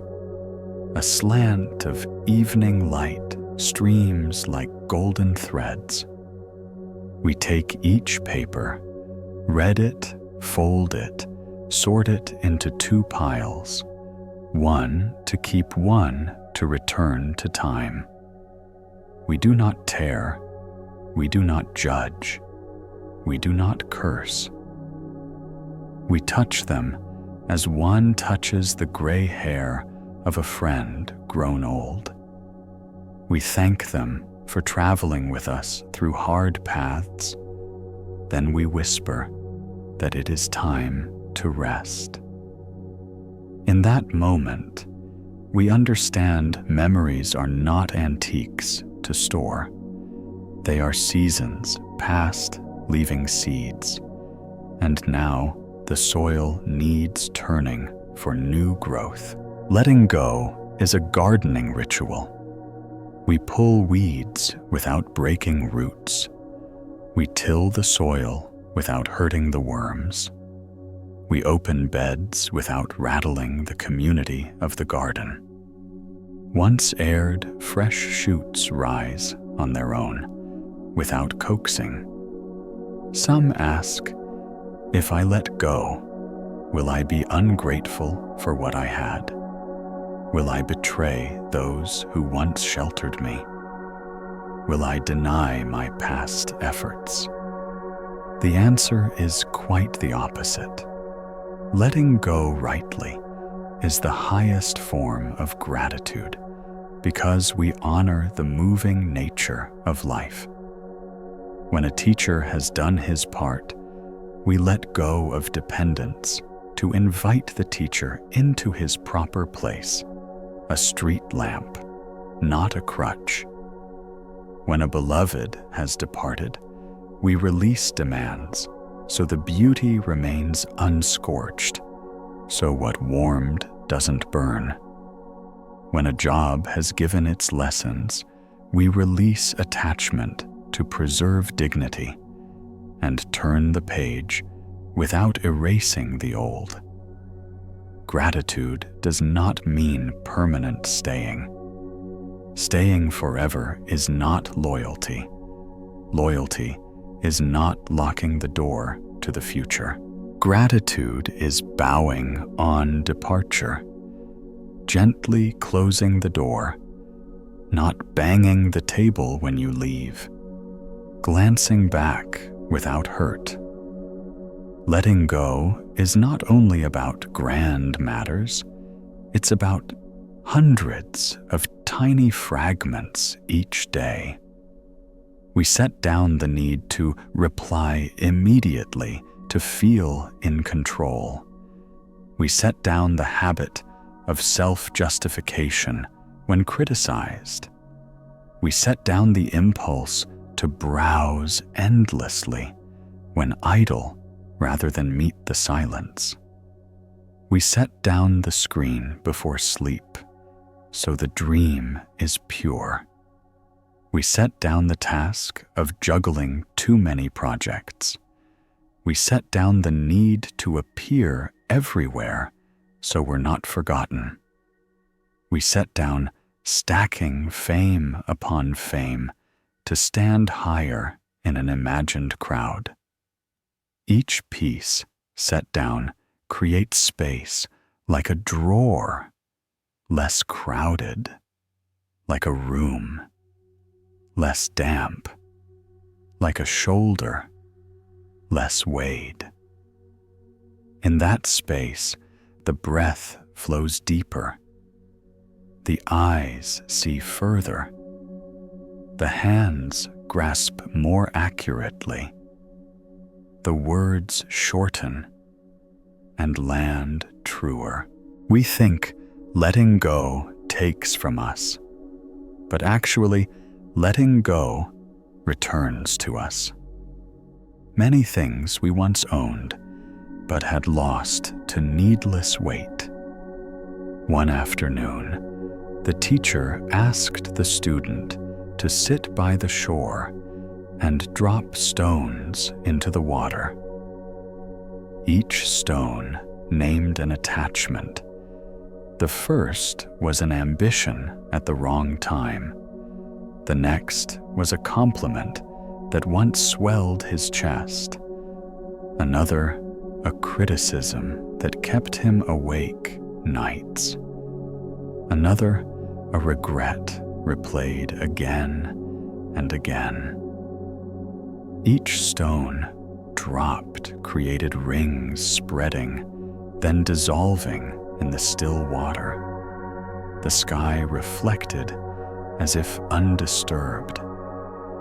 The student realized the lake does not hold the marks when it knows how to smooth itself. The one who keeps dipping their head and tracing the rings is the one burdened. Letting go is allowing the lake inside you to quiet, not by forgetting, but by understanding how waves arise and fade. So next time a stone falls, you will smile because you know the water will find its level again. Forgiveness is a subtle and profound kind of letting go, and it is the hardest because it touches our sense of justice. We fear that forgiving means accepting wrongdoing, that the other will do it again, that we become weak. But forgiveness is not erasing truth. Forgiveness is stopping the past from deciding our present worth. We can forgive and still place a boundary. We can open our heart and still say no. We can bow and still stand tall. Forgiveness is first freedom for ourselves. It is opening the door of the courtroom we had locked inside, where we were prosecutor, defendant, judge, and janitor, all in one, worn to exhaustion by a trial that never ends. When we drop the verdict, we let life do its judging by cause and effect, and come back to living by presence. Secret 5. The art of setting down. There is a river flowing through a village. During the flood season, its waters are muddy and roaring. During the dry season, they are clear and gentle. On the riverbank, an old banyan hangs its roots down like silver hairs.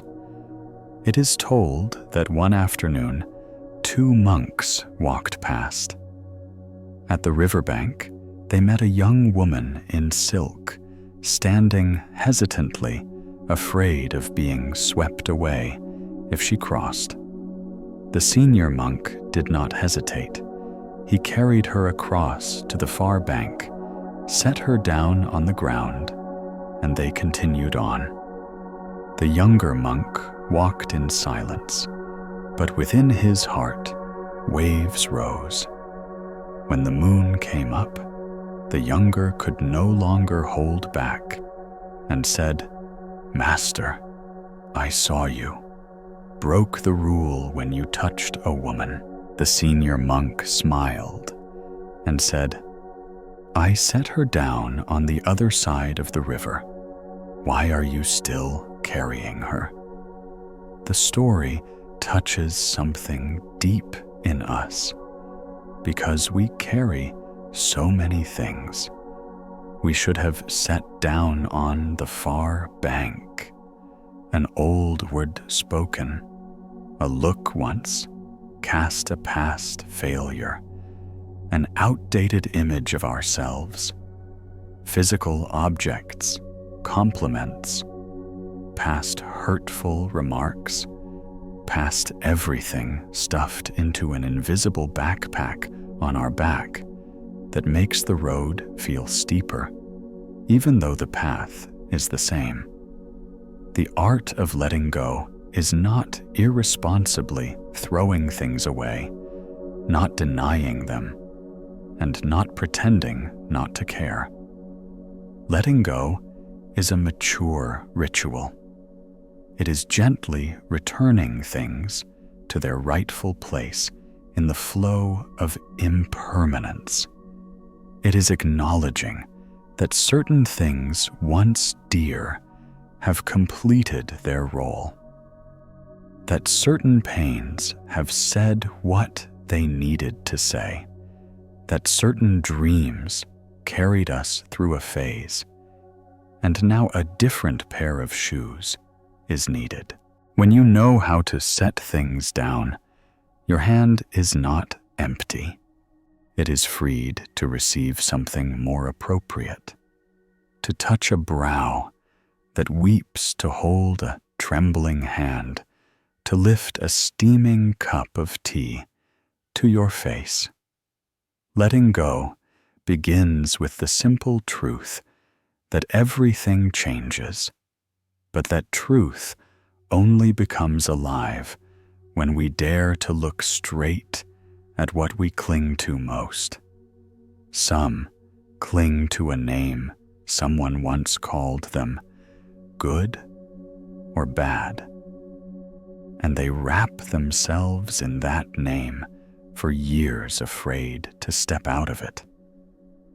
Some cling to a role, the dutiful person, the enduring person, the strong one, the one who never asks for anything. And that role becomes a prison. So any request for help feels like betrayal.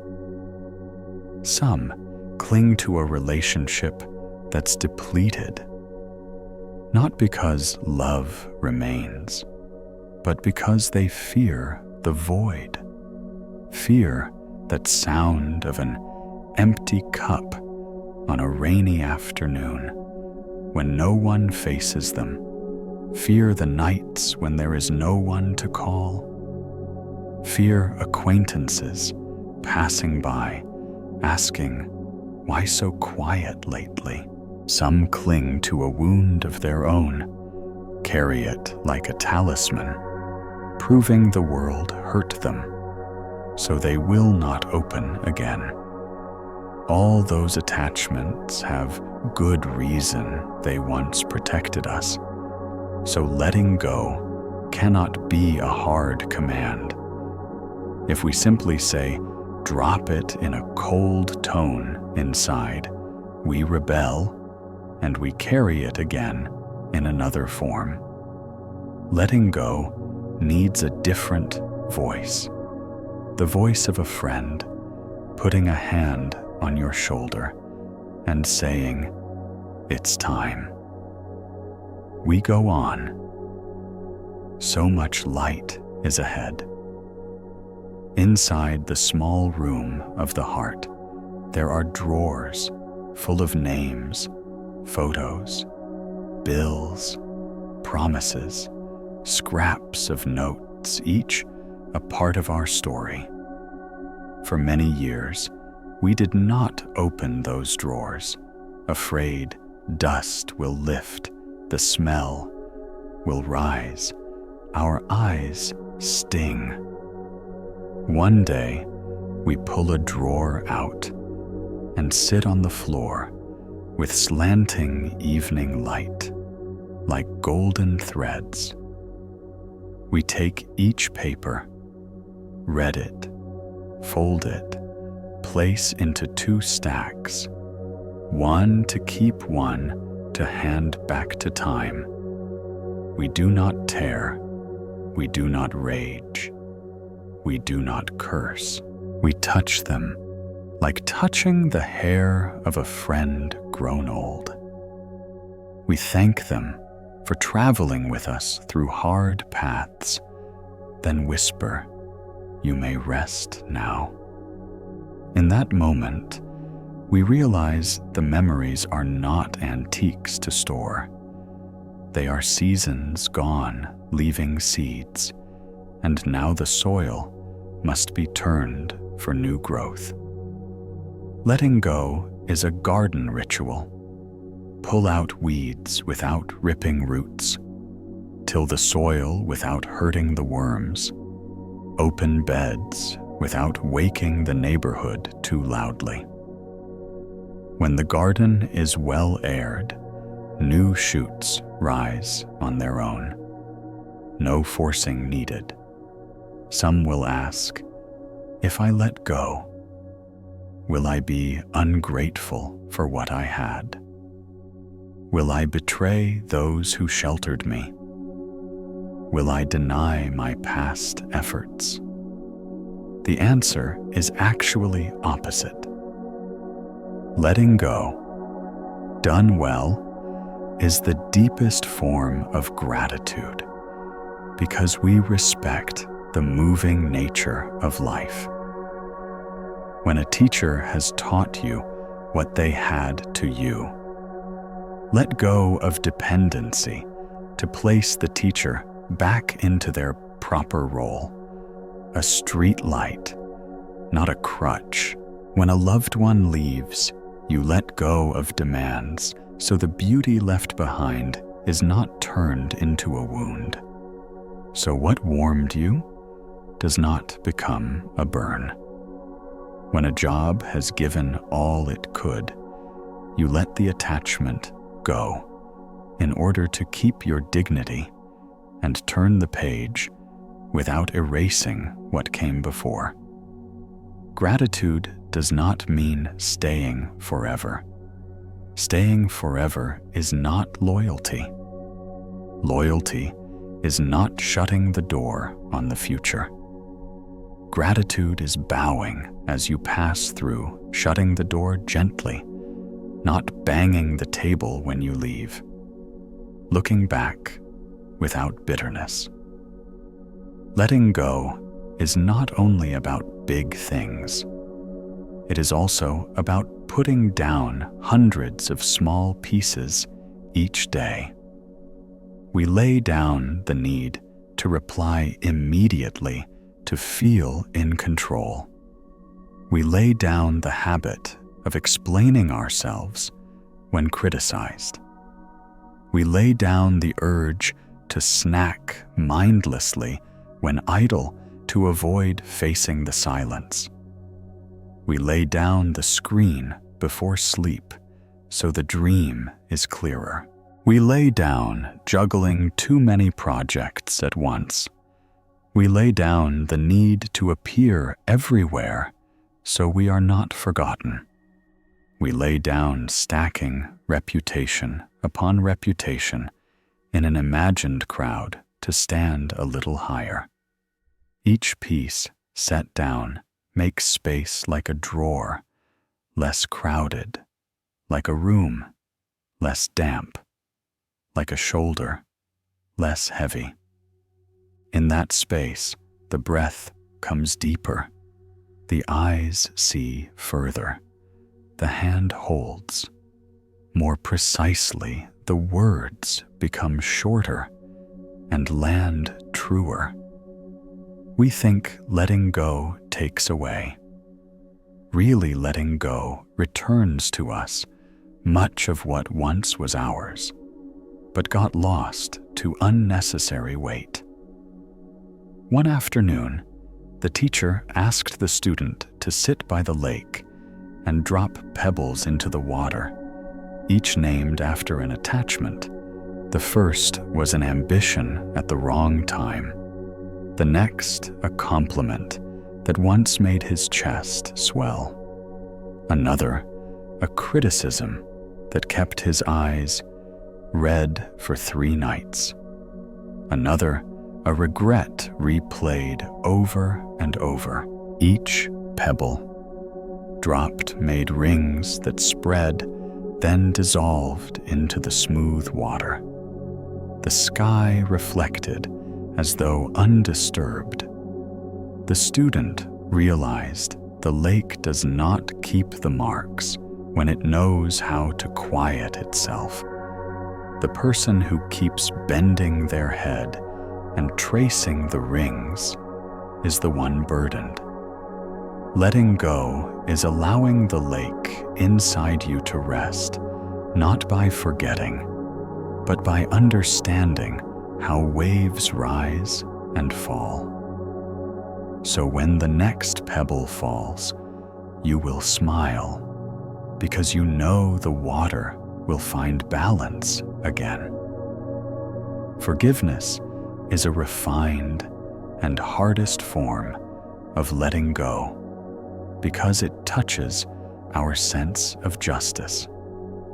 We fear that forgiving means accepting the wrong, that the person will do it again, that we become weak. But forgiveness is not erasing truth. It is stopping the past from deciding our present worth. We can forgive and still place boundaries. We can open and still say no. We can bow and still stand tall. Forgiveness is first freedom for ourselves.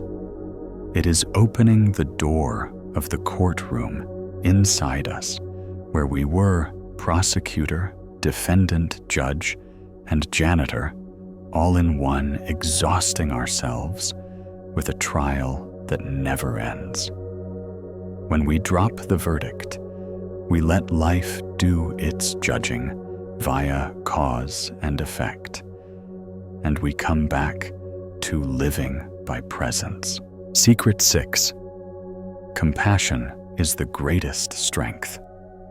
There is a small dirt path that leads through a field of silver grass, and each time the wind rises, the grass bends like a sea of shimmering blades. One early winter morning, a traveler walked along that path with an old backpack and worn-down shoes. On his shoulders were stories that had not yet been forgiven, and in his eyes were debates that had not yet ended. He arrived at a small hermitage on the edge of the forest, where a teacher was sweeping the courtyard with a bamboo broom. He greeted the teacher and asked how to become strong, how to stand firm in the face of attacks, how to stop being so easily hurt.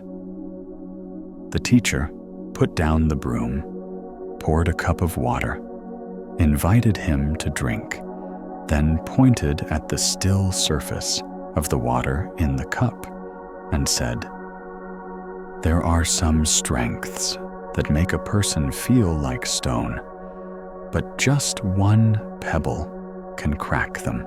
And there are other strengths that are like the surface of water, soft yet deep, capable of holding the whole sky in their reflection without breaking. The strength of the one in control is not in the shoulders straining, but in the heart that sees both one's own pain and the pain of others at the same time. That heart in the way is called compassion. Compassion is not weakness. It is not slackness. Compassion is the intelligence that looks through behavior to see the cry for help behind it. A shout might simply be the cloak of fear. A criticism might be the wall built to hide a feeling of not being enough. A violent act can often be the awkward cry of an inner child who was never held. When we only see the outer layer, we react, and life becomes a loud marketplace where everyone shouts to take the right side. When we see deeply, we no longer need to win by volume. We speak quietly, yet hit the mark. We set clear boundaries without hardness. We choose to protect what is important while still staying connected as human. In that moment, we shift from reaction into response, from instinct into deliberate action, from a frightened self into a spacious mind. That is the strength of compassion. There is an old story about the teacher who picked up a snake from a muddy puddle. The snake, panicked, bit the teacher's hand. The teacher let go because of the pain, then used a large leaf to lift the snake safely out to the shore. A bystander asked why the teacher still helped after being bitten. The teacher replied that the nature of the snake is to bite when afraid, and my nature is to help when I see someone suffering. I do not abandon my nature because of one bite. I only change the way I help. Compassion is not about offering your bare hand again. Compassion is about understanding the fear of the snake, yet protecting your hand. It is about keeping the heart open, yet using wisdom to choose a suitable tool. When we understand this, we begin to know how to build boundaries as an act of love rather than punishment. We say no to what is harmful, not out of hate, but because we want both sides to have a chance to grow. We step out of conversations that harm not to win or lose, but to keep the life stream inside from being poisoned. Compassion as sharp as that soft and clear, gentle and strong. First, compassion must turn toward yourself. No one can pour long-lasting love outward if the well inside has run dry. Many people think they are compassionate when they always yield, always endure, always carry for others. Yet behind them lies a body unraveled, asleep, fractured, a mind exhausted. That is not compassion. That is abandoning yourself. Compassion for yourself is knowing when to rest, when to gather your inner self, when you need a decent meal, when you must let go of a habit that drains your vitality. Compassion toward yourself is also how you speak to yourself after a mistake instead of berating you. Say you did your best in the circumstances. You take responsibility and you learn. When inner dialogue becomes kind, the nervous system relaxes, the heart opens, and from there, gentle energy can flow outward without the scent of grievance. When you have warmth for your own self, you can genuinely have warmth for others. You begin to practice listening to others before giving advice. You look to see whether what they need is understanding, or a plan, a hug, or a roadmap. You use fewer absolutes like always never, they replacing them with phrases from lived experience. I'm feeling, I hope, I have realized that. You tell more stories than you indict. You know, truth does not need the sound of a slammed fist to be strong. It only needs enough safe space to stand up. And strangely, when we speak with compassion, our voice naturally slows, our eyes open more widely, our hands unclench, and others relax their defense. In that atmosphere, the unsaid can finally be said. Old misunderstandings get a chance to dissolve. Apologies can find a way home. Compassion does not eliminate anger. It nurtures anger in the right way. Anger is the energy that protects what we value. But when it lacks wisdom, it can burn the whole garden. Compassion teaches us to notice anger early, to breathe, to cool down, to ask questions, to distinguish what value we are defending and what ego we are proving. It teaches us to wait past the crest of the wave before we speak, to choose words that do not cut the thread of dialogue, to transform anger into specific commitments instead of threats. A leader who knows how to use compassionate anger will correct a team's mistake without breaking their back, maintain high standards while keeping people's hearts utter hard words, while leaving the door open for tomorrow. That kind of strength lasts longer than any slogan, because it is fueled from a well that never runs dry. In work, compassion appears like gentle discipline. Gentle discipline is not letting go loosely. It is setting clear rules, then applying them consistently with respect. When someone is late, rather than mock them, we ask what barrier is stopping them and what we can remove. When conflict arises, rather than blaming an individual, we look together at the system, the process, the communication.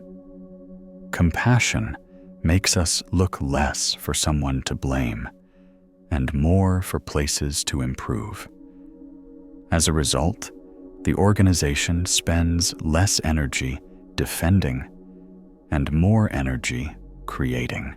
Compassion also helps us let go of pointless competition and focus on the real value we bring to the world. When someone succeeds, we genuinely congratulate them because we understand their light does not dim our lamp. A collective that learns the language of compassion knows how to lift its baseline of maturity together rather than dragging one another down in suspicion. In the family, compassion is like the kitchen light late at night. It is not blinding, but whoever comes home finds their way. We learn how to say thank you for things that seem ordinary, how to apologize before the argument of right and wrong, how to place a hand on another's hand when they are trembling without needing words of advice.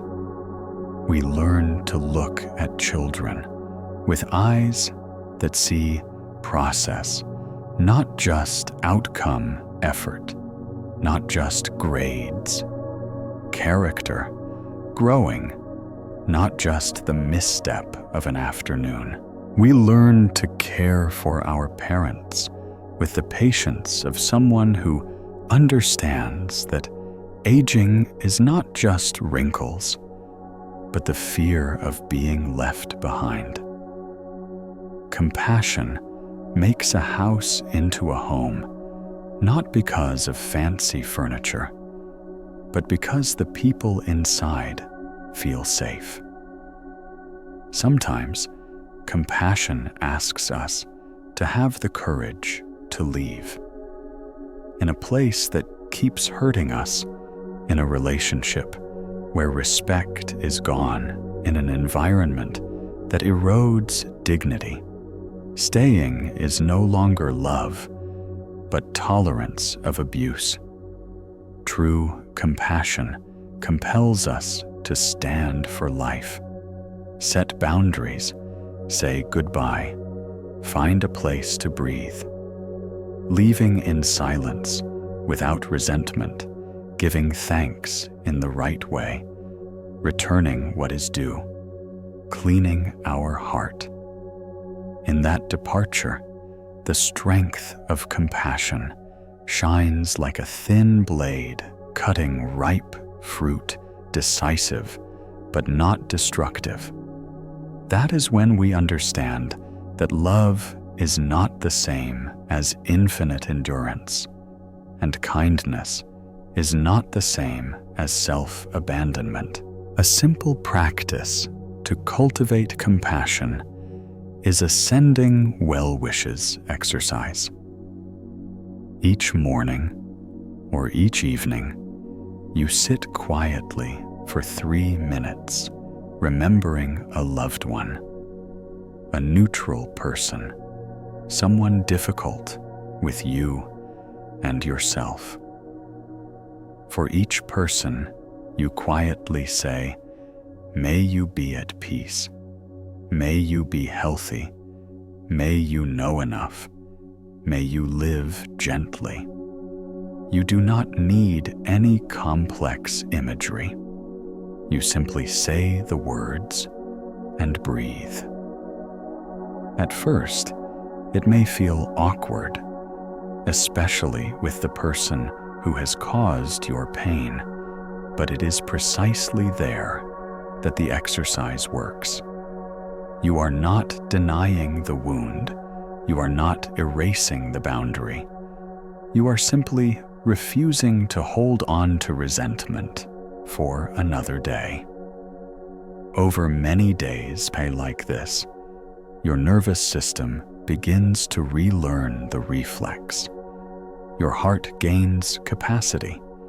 Your gaze becomes less judgmental. And strangely difficult encounters suddenly feel lighter. Harsh conversations become less thorny. Compassion also needs language. Some words make the listener shut down instantly, while others invite them to open. Practice using open phrases like, "I am curious and want to understand more. I hear a concern. I could be wrong, but this is how I am feeling. I need 10 minutes to process, and then we can continue." Phrases like these do not take away clarity. They create space for clarity to stand. You will begin to notice something magical When the language softens, the truth travels farther. When the voice lowers, the message reaches deeper. When the pace slows, wisdom begins to speak. On the path of self-mastery, compassion is the most flexible armor. It protects you from the arrows you shoot at yourself, from the flames you light through self-judgment, from the cuts made by the careless words of others. It is also the talisman that guides you through the narrow curves of life places where only a light heart can pass. When you face a difficult decision, ask what your compassionate heart would do. When you are writing a sharp email, read it again with the ears of the recipient. When you are tired, ask what you need to feel warm again, rather than weigh yourself down with another to-do list. When you are hurting, place your hand on your chest, as if placing it on a friend's shoulder, and say to yourself, "I am here with you." In the end, remember, this compassion does not make you a saint. It makes you human, fully human. A person who knows how to feel pain and embrace it, who knows how to fear and still walk with that fear, who knows how to make mistakes and learn, who knows limits and how to ask for help, who knows when to be strong and when to be soft. When your heart has walked that path long enough, you will come to a simple yet profound realization. The strongest person is not the one who never cries, but the one who can cry and still keep their hands warm, their eyes bright, and their steps steady. And once you have arrived at this point, you are ready for an even deeper doorway into mastery, where you learn to see the mind like the sky, where thoughts pass like drifting clouds, and you no longer need to change the color of the clouds to know the sky is blue, where silence becomes a teacher. You can return to any time with just one long, deep breath. Secret 7. Look at the mind, don't chase it. There was an afternoon when the sky was a smooth gray like pebbles, and a thin mist lay over the low rooftops at the foot of the hill, the temple bell in the distance like a thread stretched without breaking. A young man came to the teacher with eyes that kept glancing right then left, as if afraid of missing something. He said, "My head is always noisy. Thoughts line up like a train that never stops. Whenever I try to shoo them away, they come back in greater numbers. Whenever I ignore them, they sneak up behind me. I feel like a puppet whose strings are being pulled by the words that appear in my mind." The teacher led him to the canal bank where water flowed slowly and said, "Sit down and look." Look at what the young man asked. Look at the water, the teacher said, and look at the one who is looking. The young man sat. At first, he saw the water flowing, foam floating fallen leaves. bamboo branches, reflecting. Then, after a while, he realized there was a gentle silence behind the eye that was looking like a lake's depth beneath the surface. Waves. The teacher smiled and said, "You have just touched the secret that many generations of practitioners want to pass on, that the mind has two layers. The layer of movement called thoughts and emotions, and the layer of the one who knows, which we call awareness. When you remember to sit in the layer of the knower, you still see the waves, but the waves no longer drag you away. You still hear the wind, but the wind does not blow your house down. Looking at the mind is not about fighting thoughts, suppressing them, or building a wall to block all ideas from entering. Looking at the mind is changing your place from the one being pulled to the one observing, from the chaser to the watcher. Just as when you enter a movie theater, you might forget you are the viewer and fully merge into the character's role, laughing with them, trembling when they face a cliff, smiling when they embrace. And then, when the lights come back on, you startle because your chair is still there. The air is still gentle, and you never actually fell into any abyss. The mind is just the same. Each thought is a movie. Each emotion is a soundtrack. If you sit too close to the screen, you risk being swallowed by the light. If you sit back just enough, you see the screen glowing, and you are the one who knows. Looking at the mind is learning to sit in the right seat of the knower. In busy days, thoughts proliferate like grass after rain. They arise from signals in the world, from memories stirred from forecasts of the future, from a passing scent, from a sentence left hanging from a fear without a name.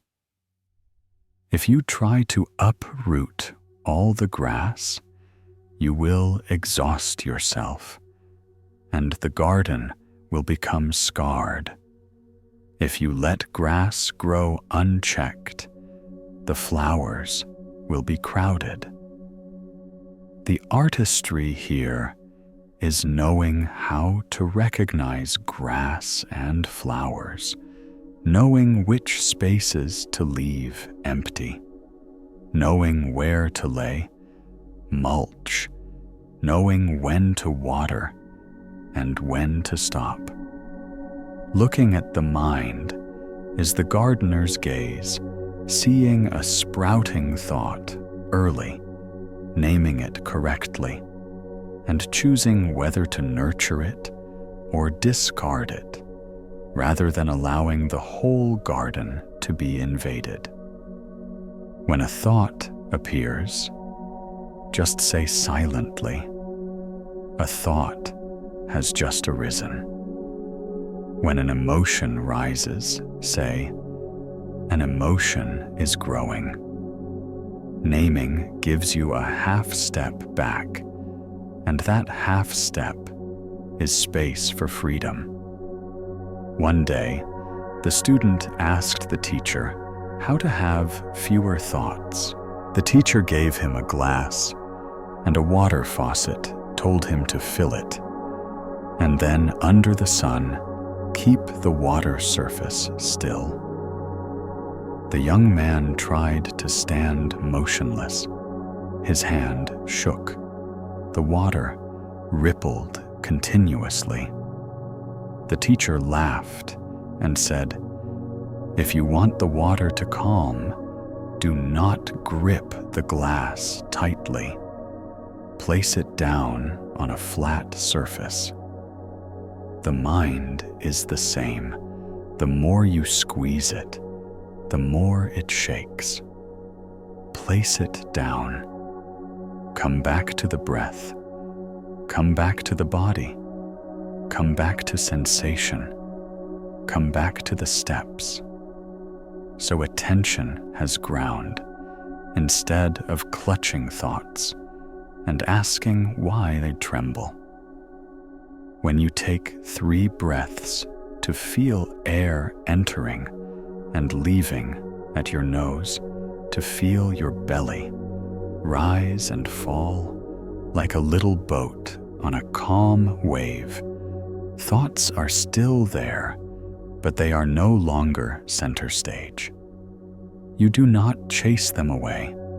You place them beside you, like a book on a table.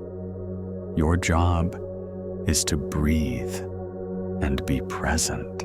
Each time you do this, the cord between you and the thoughts loosens, and the wisdom of the body gradually becomes the sturdy chair upon which the mind can sit. Some people say they cannot meditate because when they sit down, they think more. Actually, it is not that meditation makes more thoughts appear. Rather, meditation makes us notice how noisy our mind already was. Just like when you enter a quiet room, you suddenly hear the clock ticking. The clock didn't speed up. Your hearing just had fewer competing noises. That is the good news, because awareness is the beginning of understanding, and understanding is the gateway to mastery. Let the early sessions be simple. Just sit and know you are sitting. Know how straight your back is. Know where your hands rest. Know whether your shoulders are relaxed or tense. Know how your lips touch.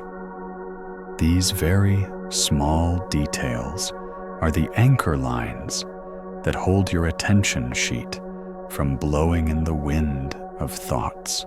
When you inhabit the body, you plant yourself on the shore.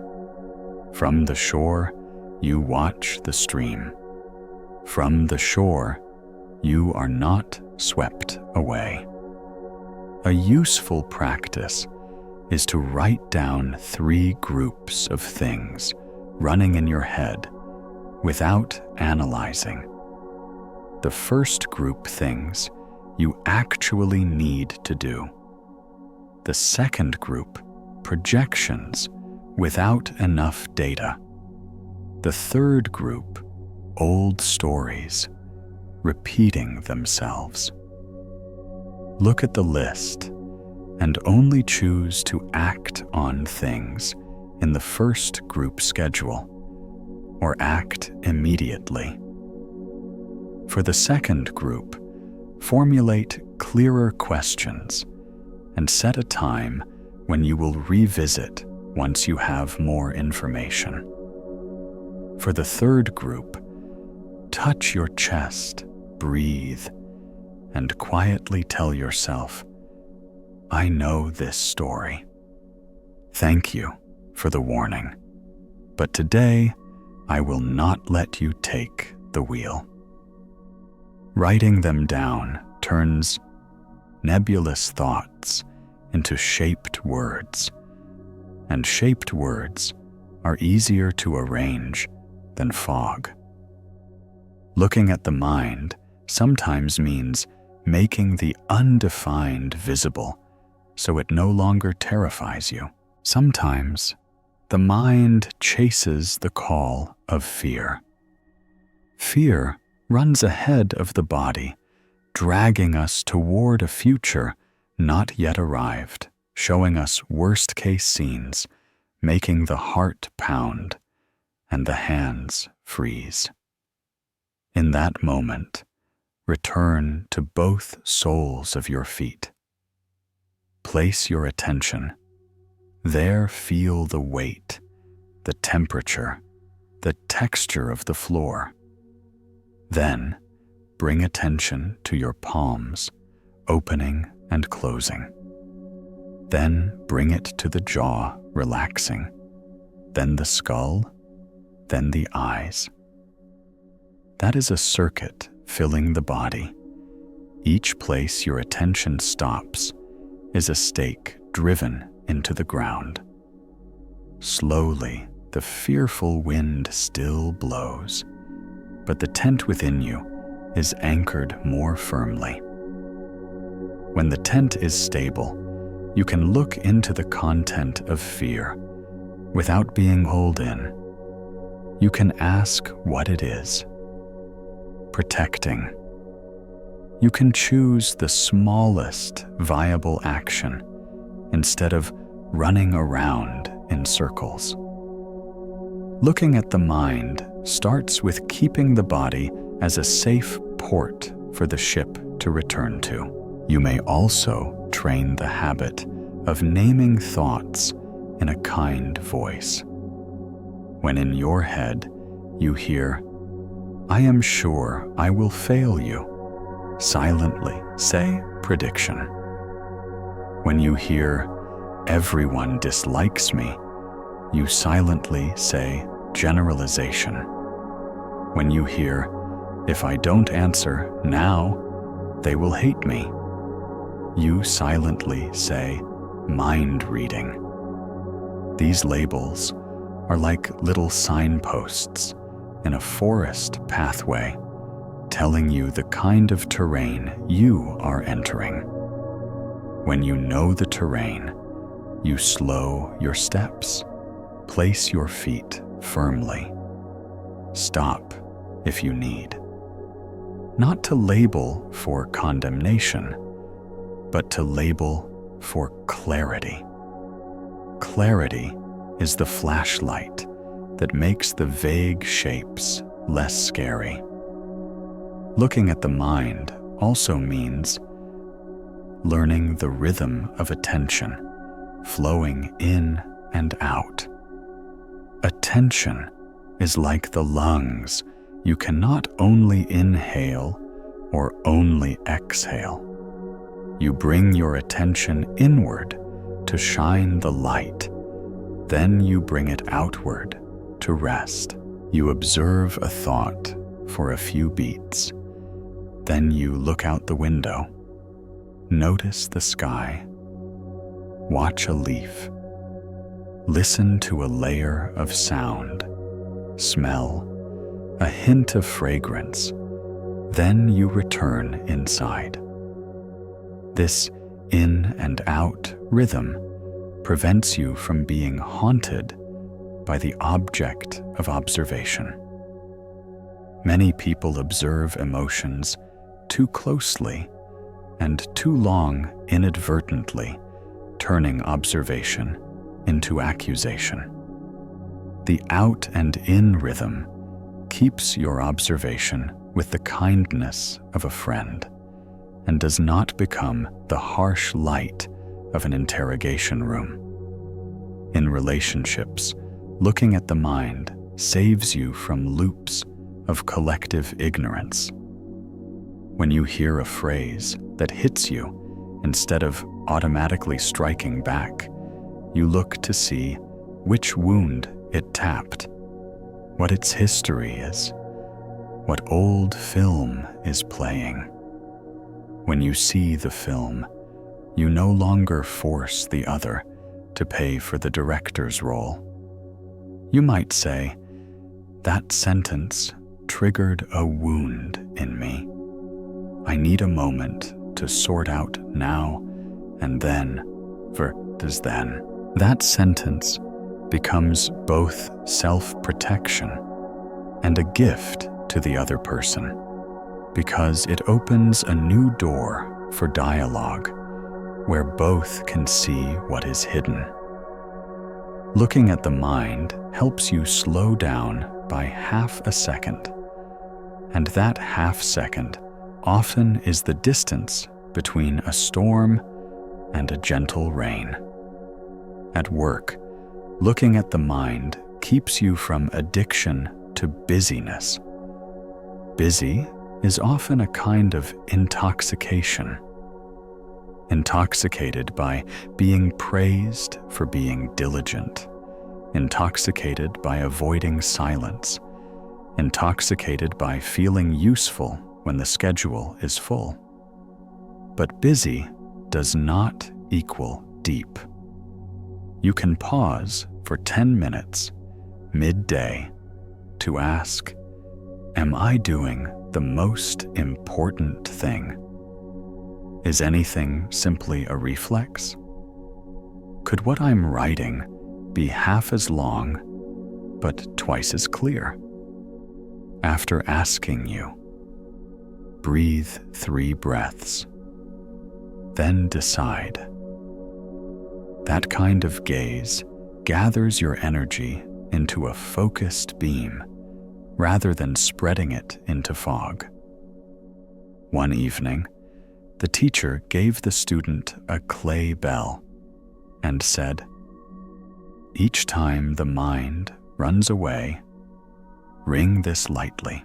The student rang it so many times he thought the bell would crack. But what happened was after a few days, he rang less, not because his mind was wholly calm, but because between rings there had grown a long moment of remembering returning. The bell does not calm. The bell simply reminds. In life, we can place many gentle bells, like that a glass of water on the desk, so each time you sip, you remember to breathe a small sticker next to the screen. So each time you glance, you remember to ask whether you need to open that tab, a stretch before each call. So you remember to set your voice tone to friendly. Because of that, looking at the mind becomes a habit, as light as breathing, not another task to do. Looking at the mind does not deny prayer, does not deny pain, nor does it make you stand outside all emotions. You still grieve when you lose, still hurt when betrayed, still worry facing the unknown. The difference is, you know you are grieving, you know you are hurting, you know you are worried. Knowing this means someone is home to receive the emotion, not letting it rampage freely. When someone is home, the house doesn't fall apart. You spread a cloth, pour a cup of water, tell the emotion to sit in that chair, and you sit in this one, both breathing. You can listen to the story it wants to tell without signing a surrender document. That is the subtle path of mastery, very lifelike, very human. There will be days when you run after the mind like chasing a kite until suddenly you realize you are outside the village, your legs tired, your hands sore. Do not punish yourself. Simply stop. Look at the string smile, because you are still holding it in your hand. You turn around, walk back leisurely, each step a forgiveness. Forgiving yourself is the layer of fertile soil covering the dry patch. So next time, the seed remembers to sit in the chair of the knower more easily. No one is perfect at looking at the mind. We are all just learners of the patience of stillness. When you have practiced long enough, you will notice a magical shift in your language. Previously, you said, "I am a hot-headed person." Now you say, "A hot moment is passing through me." Previously, you said, "I always fail." Now you say, "I am going through a difficult series of experiences, and I am learning." Previously, you said, "I am not good enough." Now you say, "I am at the stage of not yet being good." These small changes are not just word games. They are proof that you have moved your position from identification to observation. From the new stance, you have the right to choose your next sentence of life. Finally, when you sit quietly in the night, you can try this short practice. Turn off the lights. Place your hand on your belly. Inhale slowly and count 1. Exhale slowly and count 2. Continue to 10, then return to 1. Each time you lose count, smile and return to 1. No blame, no force. Just return. 10 cycles like that equals 10 steps home. Tomorrow, in a meeting in the crowded street, amid the flood of messages, you can return like that, without anyone noticing. Only you know you just planted your foot on the ground of presence. That is the moment you take the helm, not with force, but with knowing. When knowing becomes habit, the waves stop carrying you away. The trains stop dragging you. The films stop casting you into roles. You still watch, still love, still do, still cry, still laugh. But behind it all, there is someone quietly seated, lighting a lamp, taking notes, smiling. That one is you, the emerging master, growing with each breath. And from that stable ground, you step into the lesson of silence as a teacher, where fewer words are needed, where the space speaks the deepest, where the heart learns to hear the footsteps of its own self in a very long night without being alone. Secret 8. Silence is a teacher. One winter's night, the sky was clear like glass. On the hillside stood a small wooden hermitage with only one yellow light peeking through the door's crack. The student knocked softly. No answer.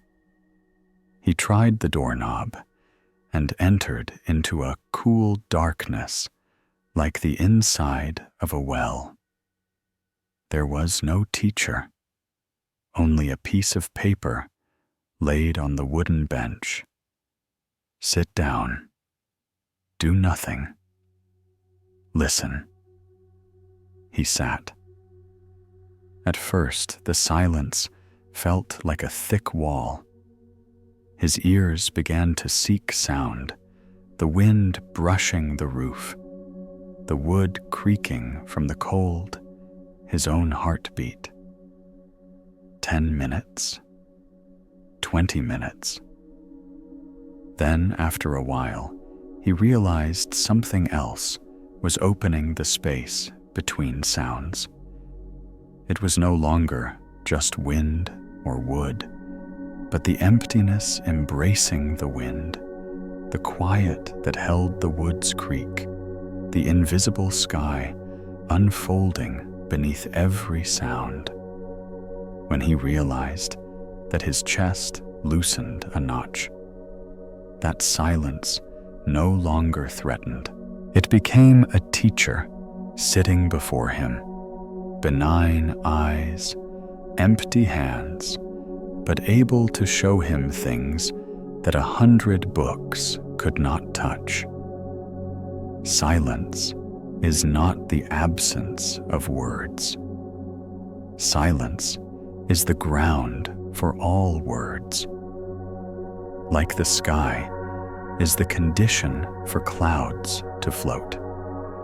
Silence is the condition for ideas to bloom, for emotions to pass, for insight to crystallize.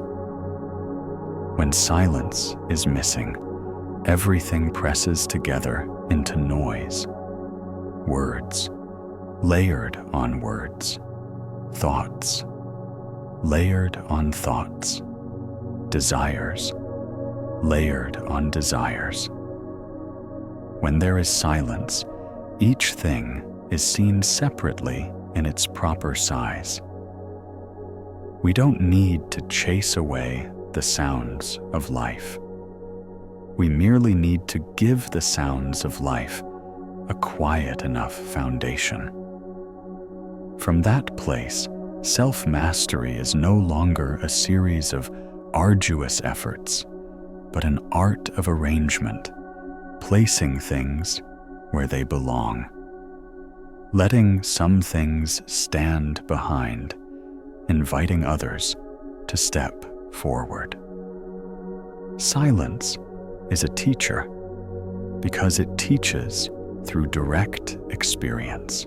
When we sit still, we hear anger arrive like a hot gust of wind passing as a shifting wave of air, then dissolving. We see sadness move in layers, not as a solid block, but with a rise and fall like little waves. We touch fear, not with reasoning, but by feeling where it is in the body, warm or cold, heavy or light, how it changes with each breath. These understandings do not come from explanation. They come from staying in silence long enough for reality to speak in its own language. And once we have tasted reality with the tongue of silence, we are less deceived by the scripts we made up. The silent teacher is also very strict. It does not allow us to escape by noise.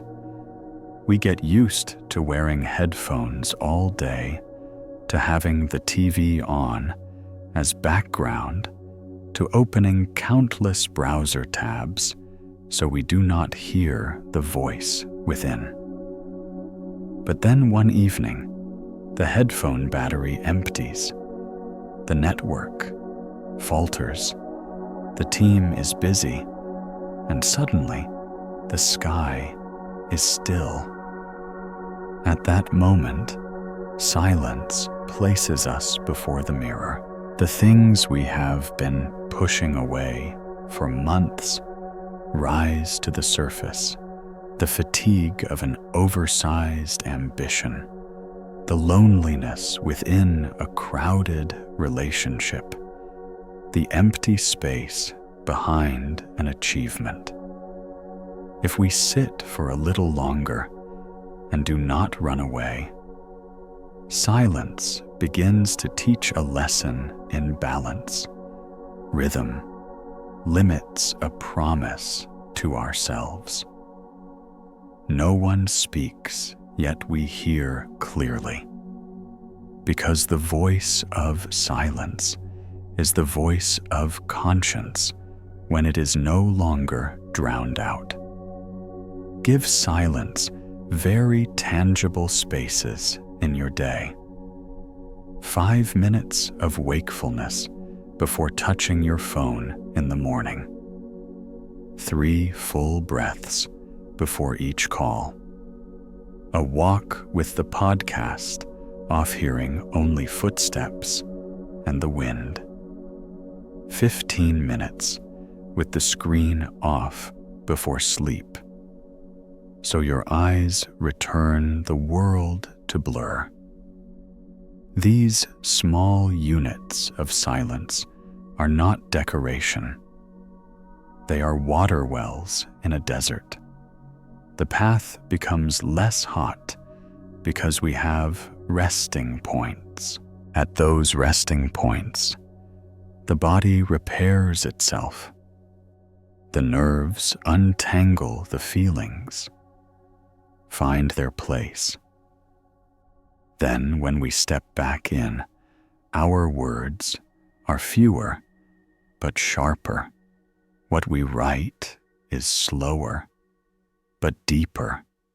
Our choices are lighter but more certain. Silence in dialogue is a simple miracle. Many disputes are just races for voice. If one person stops before striking back, allows 3 beats of silence to drop between them, the atmosphere changes. In those 3 beats, each person hears what their own voice truly wants to say, hears which fear is underlying, hears which need is asking. We might choose a softer sentence, yet truer. We might hear the unspoken of the other.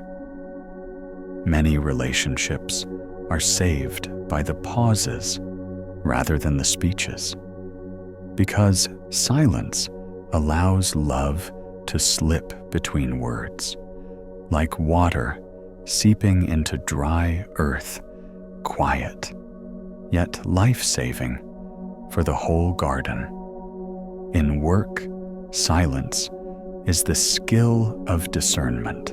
A wise team knows how to design quiet rooms in the schedule blocks without meetings for deep thinking, a moment at the end of the day to reflect in stillness. Before a major decision, the group mutes the mics for a minute, writes down the core point, then speaks. Something odd happens. Words drop, quality of decisions rises. Because when silence leads, the ego recedes. Data finds a stand. Intuition has a voice. It is not random that master craftsmen often work amid just enough noise. They hear the wood speak, the stone vibrate, the machine breathe. Leaders are the same. They hear the rhythm of the organization in the quiet gaps, not in the loud presentations. Silence nourishes creativity. New ideas rarely arise in noise. They come after a chain of quiet. A writer needs to look at the blank space of the page. A musician needs to hear the pause between 2 notes. A designer needs to feel the breathing margin of the layout. A cook needs to taste after the flame is off. Doing nothing is not waste. It is the incubation phase where the fragments in the head quietly connect. If you keep demanding ideas by turning up the noise, you will have many voices in your head, but little of your own voice. Cultivate a steady silence walk without anything. Sit and watch. Light change on the wall. Wash dishes as though washing off the old day. From that base, an opening sentence, a melody, a structure, a solution, arises of its own, like a seed sprouting. Silence is also a healing art. When we panic, we breathe too fast. When we worry, we chew the words and the air. When we rage, we want our voice to get louder.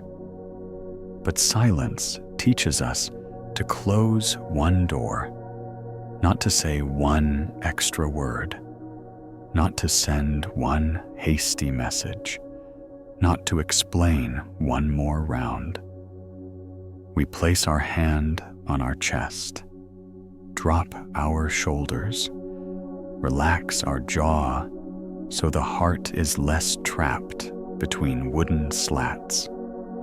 By saying one less sentence, we both save ourselves, save the relationship, save tomorrow. Silence does not deny truth.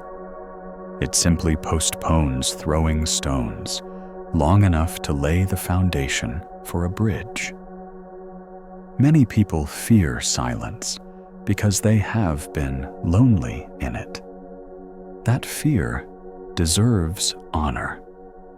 Do not thrust yourself suddenly into a white-walled room.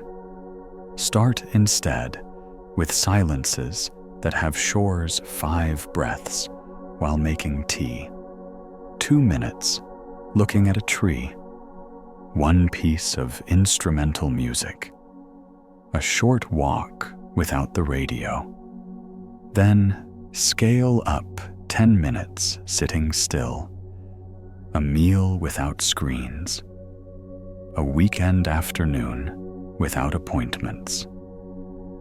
We become friends with silence like we befriend a shy cat. We sit nearby without grabbing, let it sniff our hand, and one day it will jump into our lap.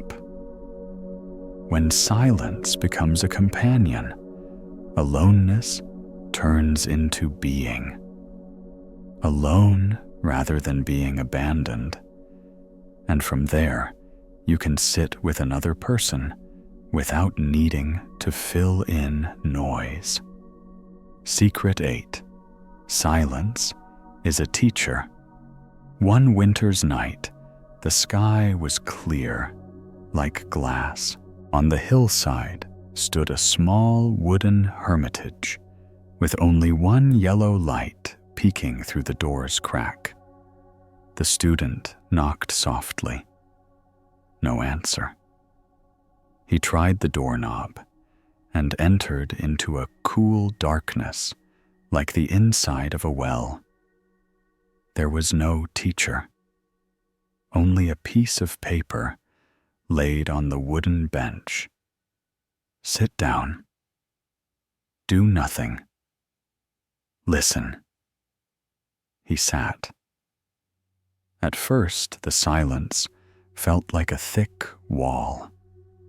His ears began to seek sound, the wind brushing the roof, the wood creaking from the cold, his own heartbeat. 10 minutes, 20 minutes. Then, after a while, he realized something else was opening the space between sounds. It was no longer just wind or wood, but the emptiness embracing the wind, the quiet that held the woods creak, the invisible sky unfolding beneath every sound. When he realized that his chest loosened a notch, that silence no longer threatened. It became a teacher sitting before him, benign eyes, empty hands, but able to show him things that 100 books could not touch. Silence is not the absence of words. Silence is the ground for all words. Like the sky is the condition for clouds to float. Silence is the condition for ideas to bloom, for emotions to pass, for insight to crystallize. When silence is missing, everything presses together into noise. Words layered on words, thoughts layered on thoughts, desires layered on desires. When there is silence, each thing is seen separately in its proper size. We don't need to chase away the sounds of life. We merely need to give the sounds of life a quiet enough foundation. From that place, self-mastery is no longer a series of arduous efforts, but an art of arrangement, placing things where they belong, letting some things stand behind, inviting others to step forward. Silence is a teacher because it teaches through direct experience. When we sit still, we hear anger arrive like a hot gust of wind passing as a shifting wave of air, then dissolving. We see sadness move in layers, not as a solid block, but with a rise and fall, like little waves. We touch fear, not with reasoning, but by feeling where it is in the body, warm or cold, heavy or light, how it changes with each breath. These understandings do not come from explanation. They come from staying in silence long enough for reality to speak in its own language.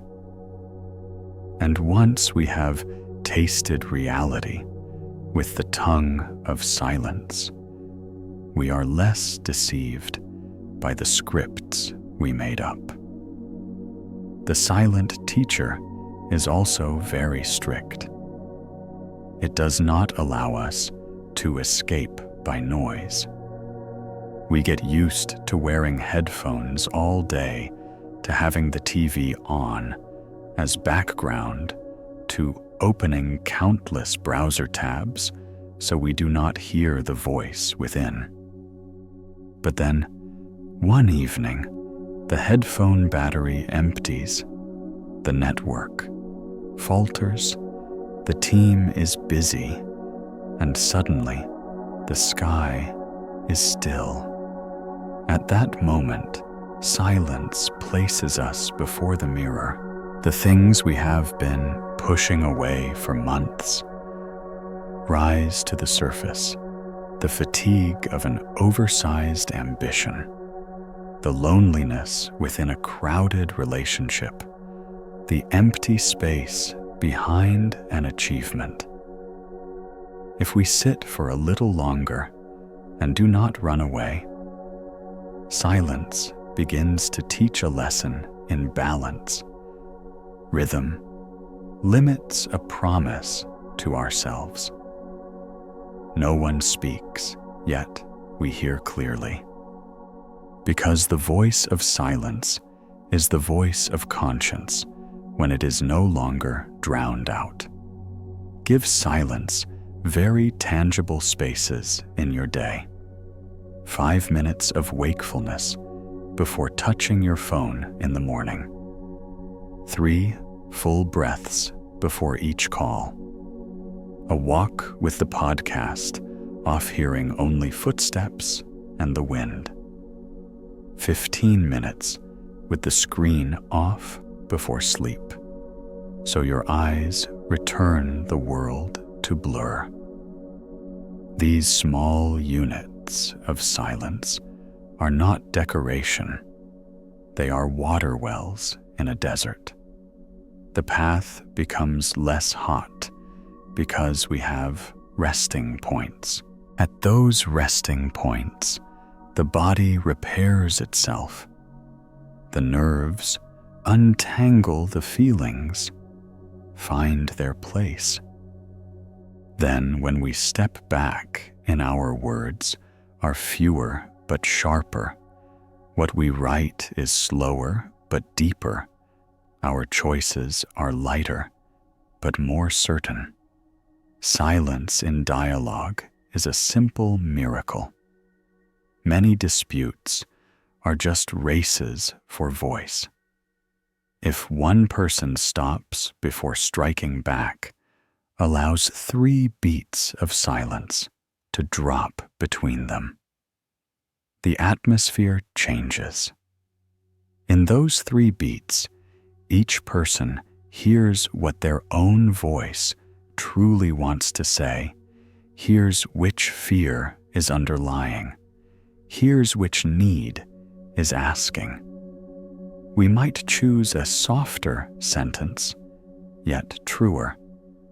We might hear the unspoken of the other. Many relationships are saved by the pauses rather than the speeches, because silence allows love to slip between words, like water seeping into dry earth quiet, yet life-sustaining for the whole garden. In work, silence is the skill of discernment.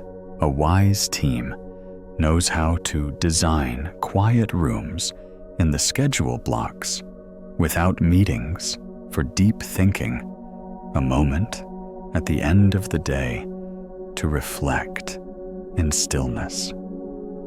Before a major decision, the group mutes the mics for a minute, writes down the core point, then speaks. Something odd happens. Words drop, quality of decisions rises. Because when silence leads, the ego recedes. Data finds a stand. Intuition has a voice. It is not random that master craftsmen often work amid just enough noise. They hear the wood speak, the stone vibrate, the machine breathe. Leaders are the same. They hear the rhythm of the organization in the quiet gaps, not in the loud presentations. Silence nourishes creativity. New ideas rarely arise in noise. They come after a chain of quiet. A writer needs to look at the blank space of the page. A musician needs to hear the pause between 2 notes. A designer needs to feel the breathing margin of the layout. A cook needs to taste after the flame is off. Doing nothing is not waste. It is the incubation phase where the fragments in the head quietly connect. If you keep demanding ideas by turning up the noise, you will have many voices in your head, but little of your own voice.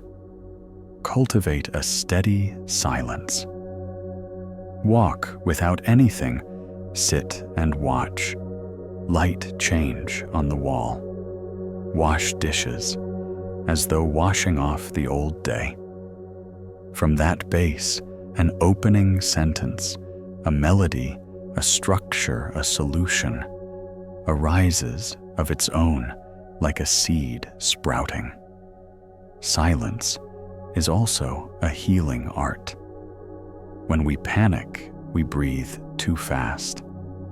When we worry, we chew the words and the air. When we rage, we want our voice to get louder. But silence teaches us to close one door, not to say one extra word, not to send one hasty message, not to explain one more round. We place our hand on our chest, drop our shoulders, relax our jaw, so the heart is less trapped between wooden slats. By saying one less sentence, we both save ourselves, save the relationship, save tomorrow. Silence does not deny truth. It simply postpones throwing stones long enough to lay the foundation for a bridge. Many people fear silence because they have been lonely in it. That fear deserves honor. Do not thrust yourself suddenly into a white-walled room. Start instead with silences that have shores, 5 breaths while making tea, 2 minutes looking at a tree, 1 piece of instrumental music, a short walk without the radio. Then scale up 10 minutes sitting still, a meal without screens, a weekend afternoon without appointments. We become friends with silence like we befriend a shy cat. We sit nearby without grabbing, let it sniff our hand, and one day it will jump into our lap. When silence becomes a companion, aloneness turns into being. Alone rather than being abandoned. And from there, you can sit with another person without needing to fill in noise. Secret 9. Impermanence is the key to freedom. One late summer afternoon, the sky darkened the scent of earth after rain rose like a gentle reminder that everything is changing. Puddles gathered the glow of the dusk and then vanished. Flocks of birds swooped onto the grass briefly, then took flight. The cry of a street vendor passed and faded into the alley. The young student sat under the porch roof, watching those ordinary movements, and felt a very human fear arise inside the fear that everything will drift away. The fear that one day he will wake up in a familiar room and find everything changed. The fear that his hand will not hold on to anything. He asked the teacher how to live with that feeling. The teacher slowly placed a teacup down, said that you do not need to conquer impermanence, because no one ever does. You only need to learn to bow to it, like greeting a guest who visits often. When you stop resisting and begin to bow, you will see freedom standing right behind the door. Impermanence is not bad news. Impermanence is an honest description of life's rhythm. A fresh leaf grows, then ages, then falls, then becomes soil, then sprouts again. The surface of a lake smooths, then ripples, then calms, then feels wind again. Morning becomes noon, becomes evening, becomes night, becomes dawn once more. The breath inhales, then exhales, then inhales, then exhales. No breath stays. When we try to glue a moment in place, we choke the very flow that makes that moment beautiful. Love is beautiful because it lived, and if it lives, it has a coming and going. Work is precious because it helps us grow, and if we grow, it changes its outfit. The body is dear because it signals, and if it signals one day, it slows. To see impermanence is to see the lifeline, not a verdict. The fear of impermanence often arises from our habit of equating our value with something outside. We reassure ourselves that as long as we hold this, we are safe. As long as we occupy that position, we are secure. As long as that person is here, we are whole. But anything placed outside can change. And when it changes, we panic, as if the ground beneath us left. The first step to loosen this fear is to pull the ground inward. Learn to place your feet on things harder, to drift away, like your breath, like your capacity to be present, like the kindness you upkeep each day. When your ground is internal, external change still saddens you, still shakes you, but cannot topple your house.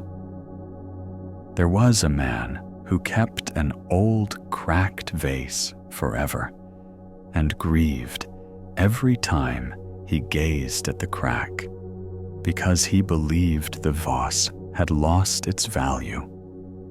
One day, he took it to his teacher, hoping for a repair. The teacher did not repair. He placed the vase on the windowsill where the afternoon sun struck the crack and revealed a beam of light like a tongue of fire. The teacher said that value does not vanish. It transforms.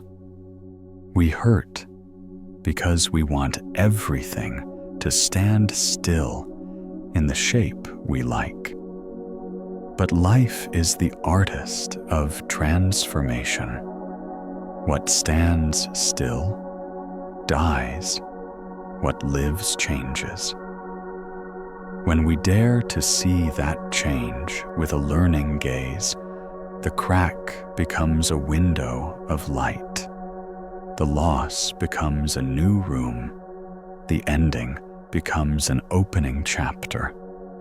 Not sugarcoating, but shifting where your eyes stand. Impermanence teaches us to love deeply by loving rightly. Loving rightly is not holding tight. Loving rightly is taking good care while it is here saying the words that need to be said, while there is time placing your hand on the hand of the one you care for a moment longer before you walk out the door, leaving a little note on the table, rather than waiting for the perfect occasion that never comes, listening fully to a story instead of glancing at your phone while it unfolds. When we understand that no occasion is guaranteed to be the last, we naturally become more subtle. We lower our voice. We open our eyes wider. We walk more slowly past each other. Impermanence increases the resolution of presence. An everyday bowl of soup suddenly tastes rich because we know tomorrow it could be gone. An apology becomes urgent because we know it might be too late. A hug feels warm because we know no one holds you forever. In work, impermanence becomes the chance to transform ourselves. You may have excelled in a skill, but the market changes. Technology changes, needs change. If you cling to your old identity, you become someone guarding a locked door. The person who understands impermanence rewrites their story from "I am this position" to "I am someone with the ability to learn and serve the need of the moment." From that vantage, every change is not collapse, but upgrade, though sometimes still tiring. We learn to release one branch to nourish the root, learn to prune so the canopy can widen. We look at a coworker, leaving not as absolute loss, but as one wave in the river of people know how to congratulate and know how to tidy up the table to welcome the new. Impermanence teaches us the art of farewell. Farewell is not defeat. Farewell is part of the living pact. When a relationship reaches the point of closing, we close it with gentle hand. Say, "Thank you," for what was return, the things we collected of each other. Acknowledge what we did not do without torturing ourselves. When a project has finished its role, we write our learning journal. Send a note of gratitude to those who were with us. Clear the desk place, a new branch of a plant. When a habit no longer fits, we do not curse it because it once held us through a season. We just bow and say, "I grew. Now I'll walk another path." Saying goodbye with gratitude so that what departs does not pull on barbs. Secret 9. Impermanence is the key to freedom. One late summer afternoon, the sky darkened, and the scent of earth after rain rose like a gentle reminder that everything is changing. Puddles gathered the glow of dusk and then vanished. Flocks of birds swooped briefly on the meadow, then took off the call of a street vendor, passed by, then faded into the alley. The young apprentice sat under the porch, watching those ordinary movements, and felt a very human fear rise in his heart. The fear that everything will drift away. The fear that one day he will wake up in a familiar room and find everything changed. The fear that his hand will not hold on to anything. He asked the teacher how to live with that feeling. The teacher slowly placed his teacup down and said that you do not need to defeat impermanence, because no one ever does. You only need to learn to bow to it, as you would bow to a frequent guest.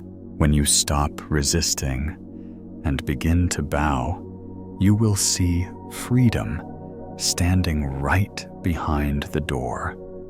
Impermanence is not bad news. Impermanence is a truthful description of life's rhythm. A fresh leaf grows, then ages, then falls, then becomes soil, then sprouts anew. The surface of a lake smooths, then ripples, then calms, then feels the wind again. Morning turns to noon, to evening, to night, to dawn once more. The breath inhales, then exhales, then inhales, then exhales. No breath holds. When we strive to glue a moment in place, we choke the very flow that makes that moment beautiful. Love is beautiful because it lives, and if it lives, it has a coming and going. Work is worthy because it helps us grow, and if we grow, it changes its form. The body is precious because it signals, and if it signals, one day it slows. Seeing impermanence is to see life's pulse, not a verdict. The fear of impermanence often arises from our habit of equating our value with something outside. We reassure ourselves that as long as we hold this, we are safe. As long as we occupy that position, we are secure. As long as that person stays here, we are whole. But anything placed outside can change, and when it changes, we panic as if the ground under us has left. The first step to freeing this fear is to pull the ground inward. Learn to place your feet on things harder to drift away, like your breath, like your capacity to be present, like the kindness you cultivate each day. When your foundation is within the outer, change still brings sorrow, still shakes you, but cannot topple your house. There was a man who held on to an old cracked vase and grieved every time he saw the crack, because he believed the vase had lost value. One day, he brought the vase to his teacher, hoping to have it repaired. The teacher did not repair it. Instead, he placed the vase on the windowsill, where the afternoon sun struck the crack and opened a strip of light, like a tongue of fire. The teacher said that value is not lost, it transforms. We suffer because we want everything to stand still in the shape we like. But life is the artist of transformation. What stands still dies. What lives changes. When we dare to see that change with the gaze of learning, the crack becomes a window of light. The loss becomes a new room. The end becomes an opening chapter, not by sweeping over it, but by shifting the position of our eyes. Impermanence teaches us to love deeply by loving rightly. Loving rightly is not holding tight. Loving rightly is tending with care, while it is here saying the words that need saying, while there is still time, placing your hand on the hand of the one you love for a little longer before leaving the room. Writing a small note on the table, rather than waiting for the perfect occasion that never comes. Listening fully to a story rather than glancing at your phone while it unfolds. When we understand that no instance is guaranteed to be the last, we naturally become more subtle. We lower our voice. We open our eyes wider. We walk more slowly past one another. Impermanence increases the resolution of the present moment. A bowl of ordinary soup suddenly tastes rich because we know tomorrow it may be gone. An apology becomes urgent because we know it might be late. A hug feels warm because we know no one holds you forever. In work, impermanence becomes the opportunity to learn transformation. You may have excelled at a skill, but the market changes. Technology changes. Needs change. If you cling to an old identity, you become someone guarding a locked door. The person who understands impermanence rewrites their story from "I am this title" to "I am someone capable of learning and serving the need of the moment." From that stance, each change is no longer collapse, but upgrade, although sometimes still wearying. We learn to release one branch, to nourish the root, to prune so the canopy can widen. We look at a colleague leaving not as a total loss, but as one wave in the river of people. We know how to celebrate, and we know how to tidy the table to welcome what is next. Impermanence teaches us the art of farewell. Farewell is not defeat.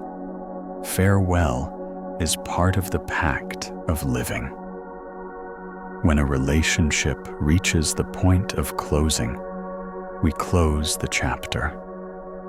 Gently, we say thank you for what we had. We return what we collected of one another. We acknowledge what we did not do without punishing ourselves. When a project finishes its role, we write our learning journal. Send a note of gratitude to those who journeyed with us. Clear the desk place, a new branch of a plant. When a habit no longer fits, we do not curse it because it once held us through a season. We simply bow and say, "I have grown, now I walk another way." Saying goodbye with gratitude so that what departs does not drag in barbs. Secret 10. The self is just a story. One autumn morning, dew clung to blades of grass like thousands of slender letters. A young student walked through the garden, his hand gently brushing a fallen leaf, then paused at a well. The water was so clear, he could see a piece of blue sky reflected on the bottom. He bent over and saw his own face appear in the surface. Then suddenly realized that with just a very light breeze, the water would ripple, and the face would shatter into 1,000 shards of light. He stepped back, puzzled, and entered the hermitage to ask the teacher, "Who am I, if just a breeze can make my face lose shape?" The teacher smiled, placed in front of him a mirror, a jug of water, a tangled bundle of cords, and a paper mask. The teacher said, "Look at each of these in turn, and tell me what you see." The student said, "I see a face in the mirror. I see the drops of water falling and dissolving. I see a cord tied in many knots. I see a mask that can be worn, then taken off." The teacher nodded and said, "These are 4 doors to understanding the self. The first door shows that the image is only reflection. The second door shows that all phenomena arise and pass away. The third door shows that our ego is a bundle of habits and memories tied together. The fourth door shows that we are wearing many roles and can take them off. When all 4 doors open at once, you will see that the self you've been guarding is only a story being told, beautiful if we treasure it, flawed if we correct it. It no longer needs to be enshrined like a statue to be worshipped. Since childhood, we have been called by a name. That name accompanied us through school, through grades, through honor, role certificates, through criticisms, through expectant glances. We collected these things and called them me. I am good or bad. I am lovable or hateful. I am strong or weak. I succeed or I fail. Gradually, the self became a house with many rooms. Each room hung with a different sign. One room labeled always right, another always good, another always bad, another always pitied. Whenever there was a disturbance in life, we rushed into one of the rooms to take shelter. The problem was not that we built the house. The problem was we forgot that the house was built of wood from our memories and paint from our judgments. When we forget that, we begin to mistake the house for our being, the room for our destiny, the sign for truth. Non-self does not ask us to tear down the house. Non-self reminds us that the house is only a house. We may rearrange the furniture, open windows, change rooms, or even step into the garden for a while and feel the breeze. In the teachings, people speak of the 5 aggregates, the 5 raw materials that make up what we call the self. They are form, the body, feeling sensations, perception, images and memories, volitional formations, impulses and habits, and consciousness, the capacity to know. These 5 bundles combine to form what we label I, but there is no permanent I independent of them. It is like a chariot, remove the wheel, and it is not a chariot, remove the axle, and it is not a chariot. Only when all parts are assembled in the right structure do we temporarily call it chariot.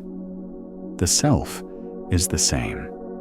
It is a provisional structure, sometimes solid, sometimes loose, sometimes bright, sometimes dim, constantly changing with conditions.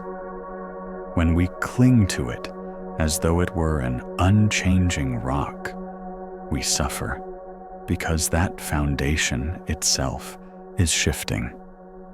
When we look at it as though watching a piece of music play, we relax because we know that the composition has crescendos, lulls, high notes, low notes, and no note lasts forever.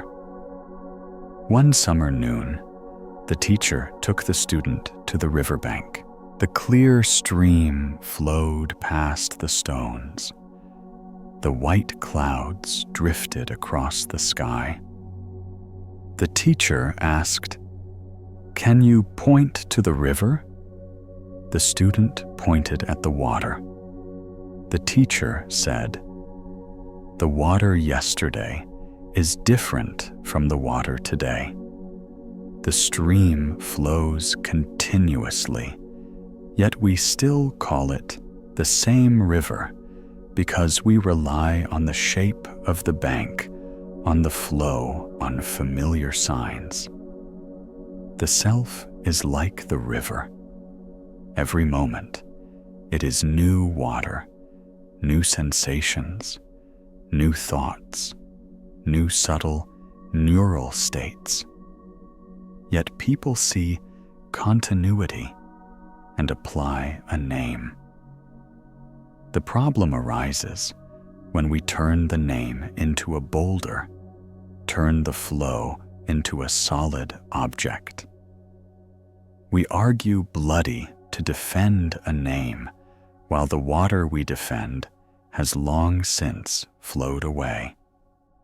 When we understand that we no longer fear change, we just learn to swim in our own current. The self is a story, and that story has a narrator, the habit of attention. What we focus on, the story of me, will follow. If we habitually focus on failures, the story of me becomes the story of a failing person. If we notice the times we are loved, the story becomes the story of a lovable person. If we focus on being compared, the story becomes an endless race. If we focus on the breath, and the fact that we are learning the story becomes a journey of growth.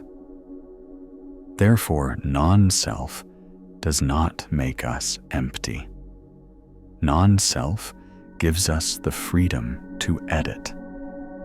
We can change where the spotlight falls. We can rewrite the voice of narration. We can choose an open ending.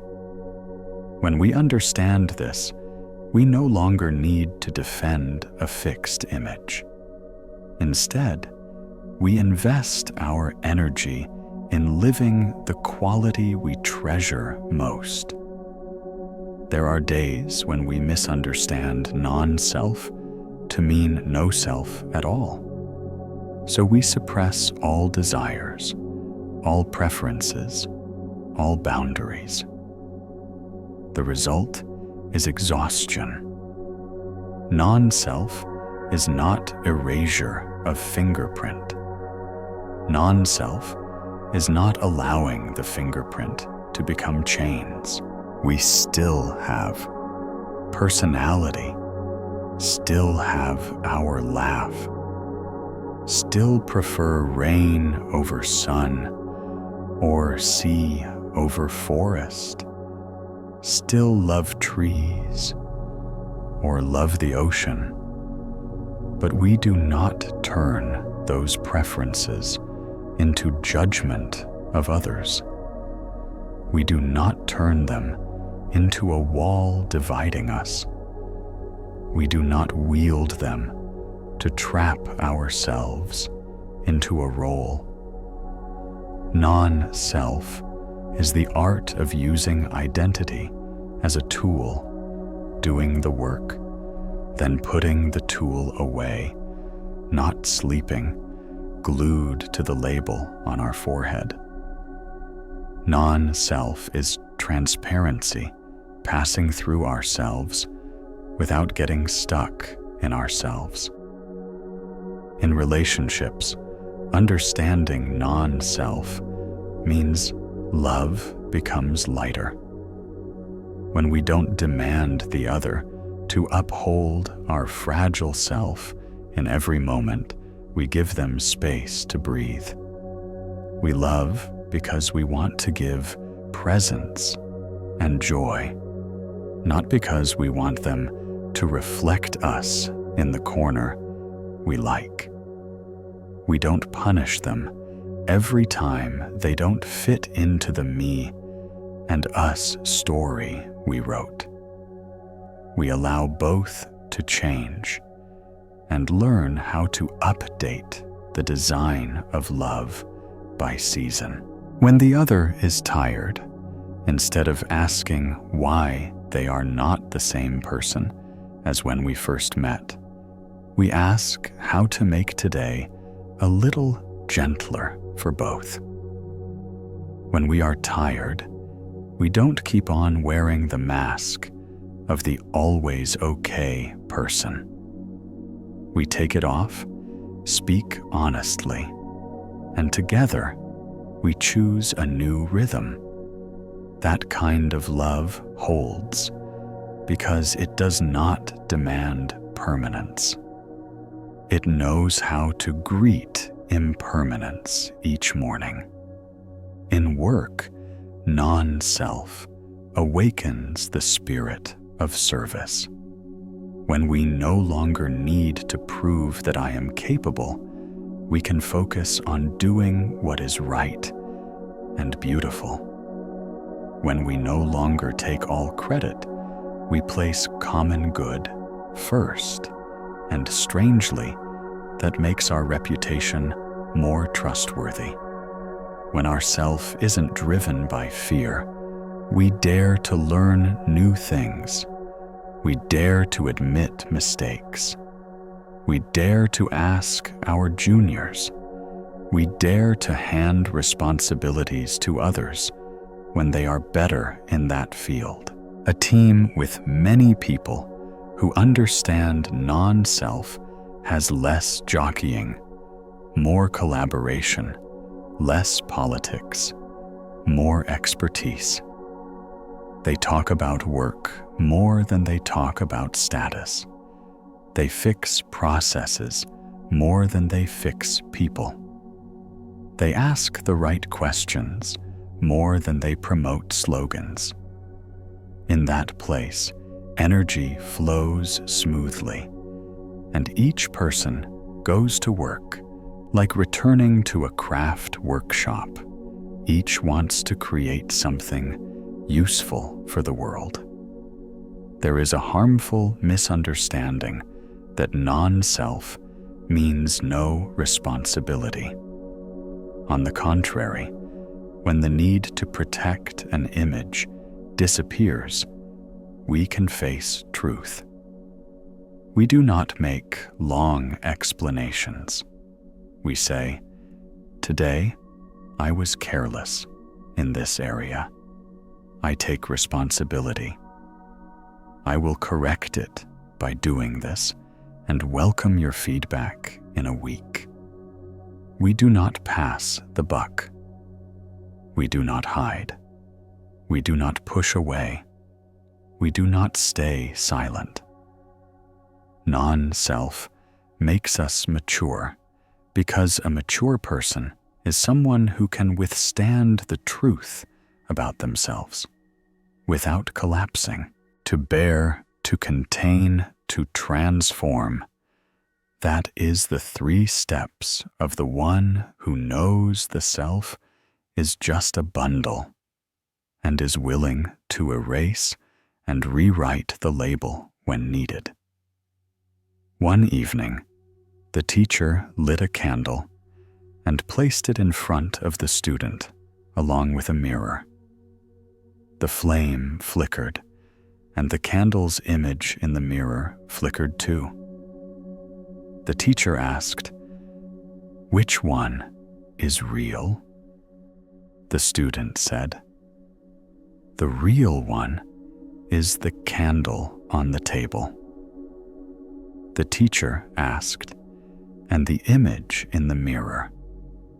Then, The student hesitated. The teacher said, "The light in the mirror is not the candle, but it is not separate from it either. Yourself is like the image in the mirror. It has no independent essence, but it functions when conditions are right. When you understand this, you no longer disdain the story of the self, nor do you deify it. You use it like a tool of communication with life, like an actor uses a role to tell the story of compassion. And then, when the curtain falls, he returns. Backstage, removes the makeup, cleans the foundation, takes a warm bath, eats a bowl of soup, sleeps deeply. Then the next morning, steps out again in a different role if needed. A good actor is one who makes the role into the flow, not into a prison. The self is often bound by knots of painful memories. Each wound is a loop of rope that says, "From now on, I am the one betrayed. From now on, I am the weak one. From now on, I am unworthy. From now on, I must prove myself." Those loops once protected us in the thorny forest of a certain phase. But after the phase has passed, they become an oversized suit of armor. Non-self does not ask us to forget the pain. Non-self invites us to sit down and untie each knot.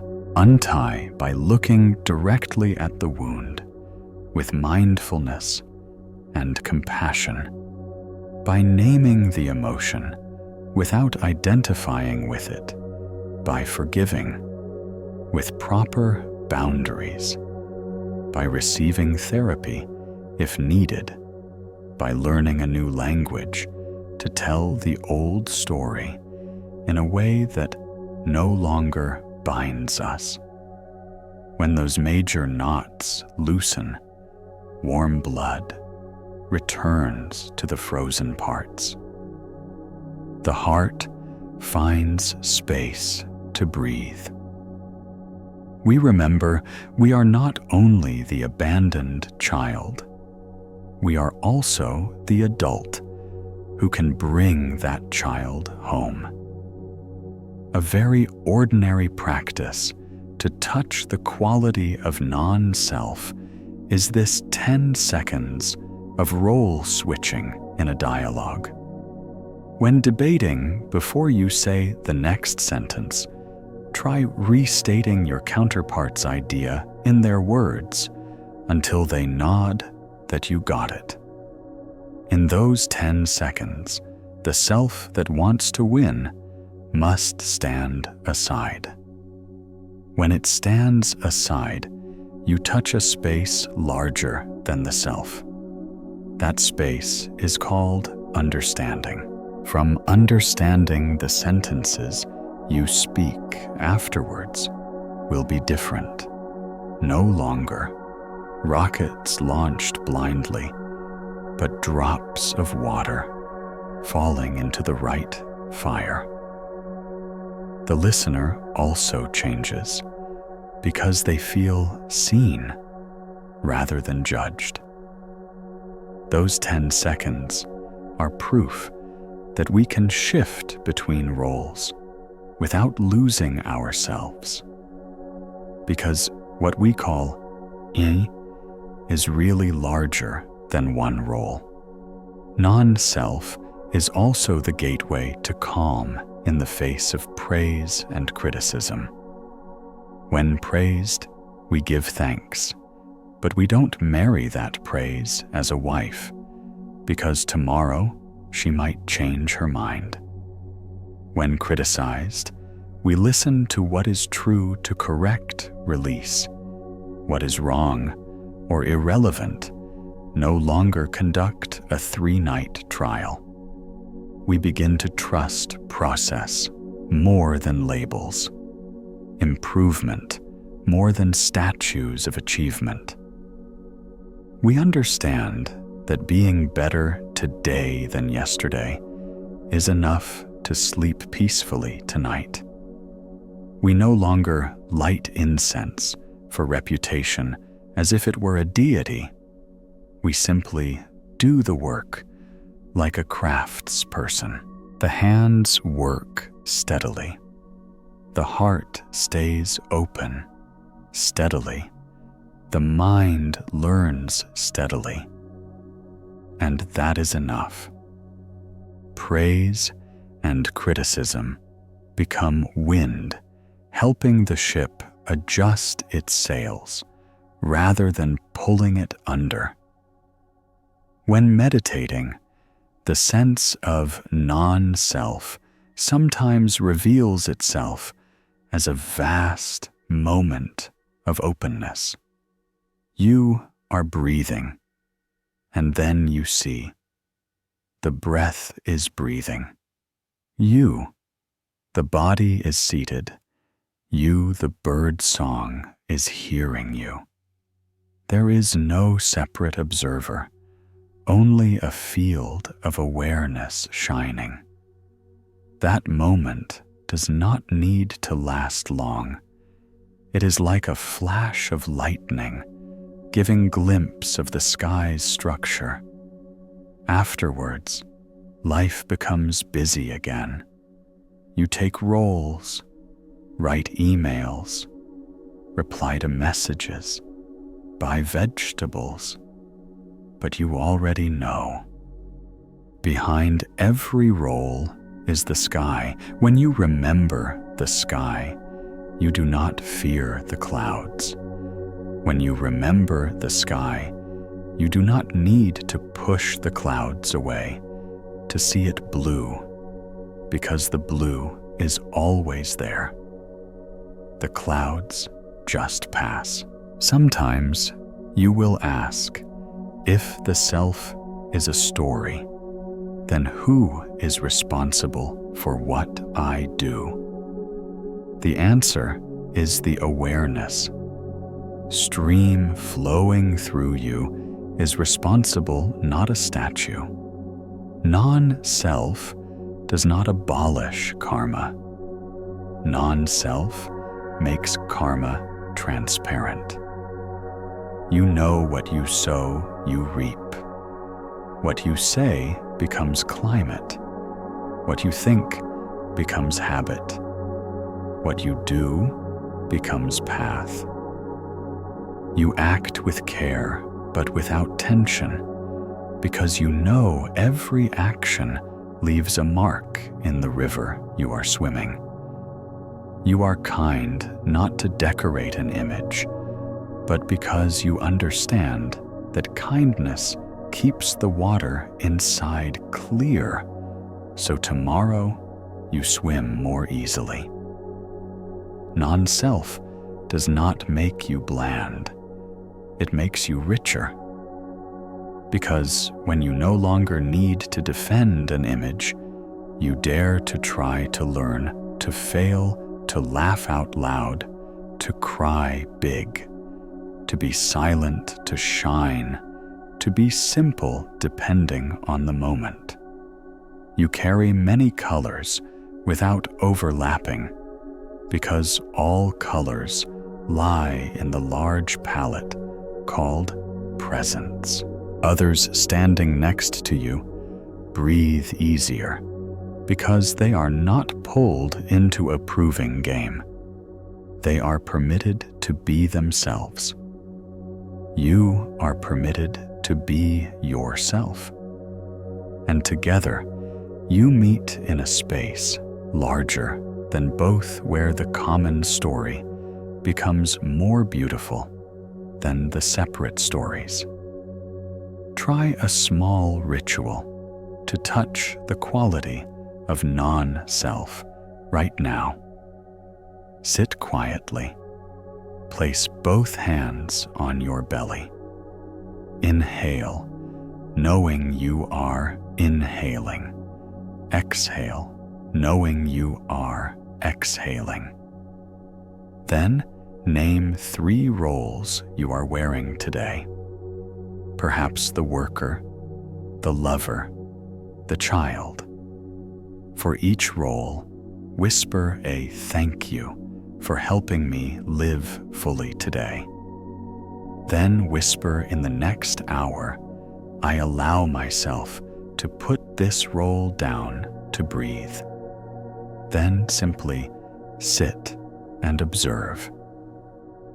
When a thought arises about yourself, add the silent phrase, this is a label passing.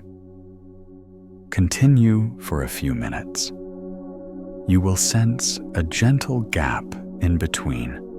No praise, no blame, no high, no low, just presence. That gap is the ground of freedom. Here, the journey of the 10 secrets closes its circle. From mindfulness to letting go of craving, from understanding suffering to holding balance, from the art of laying down to the power of compassion, from watching the mind to learning with silence, from bowing to impermanence to seeing the self as story. You have traveled a road where each step returns a little more of your life. Mastery. Mastery does not mean becoming a statue unshakable, but becoming a wide lake able to embrace every sky.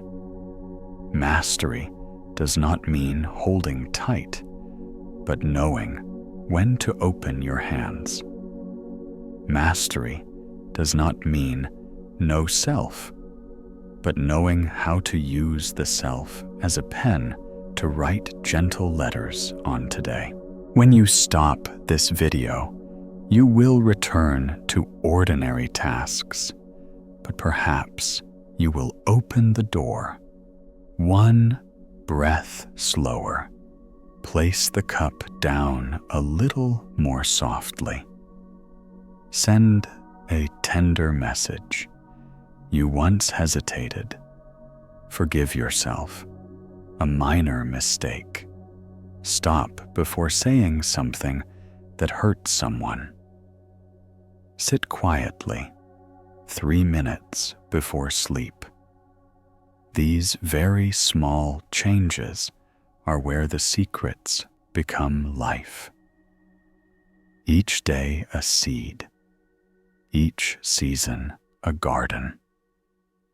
Then, one afternoon, you'll suddenly realize your heart is wider, your eyes are clearer, your shoulders lighter, and the smile comes easier, not because something big happened, but because the story of me now knows how to listen, knows how to release, knows how to love, knows how to be silent, knows how to bow, and knows how to laugh.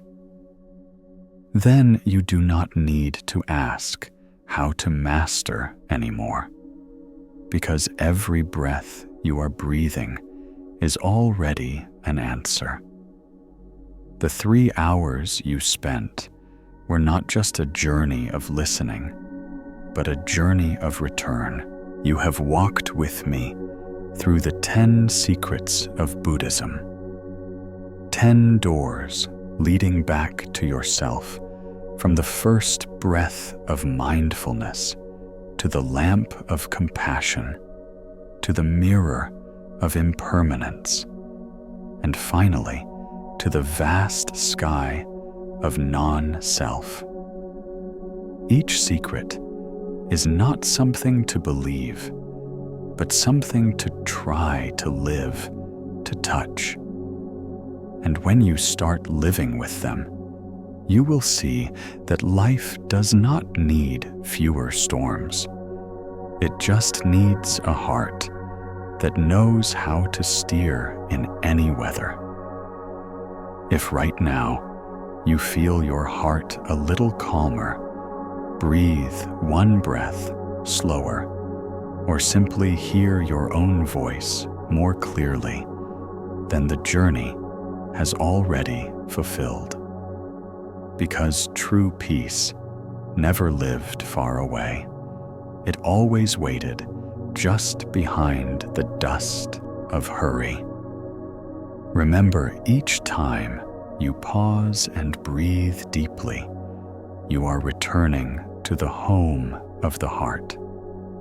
Thank you for walking with me to the end of this path, with your ears, with your breath, and with your open heart.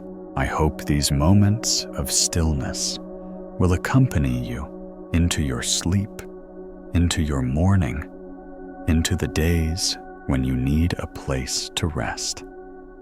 If you find these reflections meaningful, please subscribe to the channel so we can meet again on further journeys.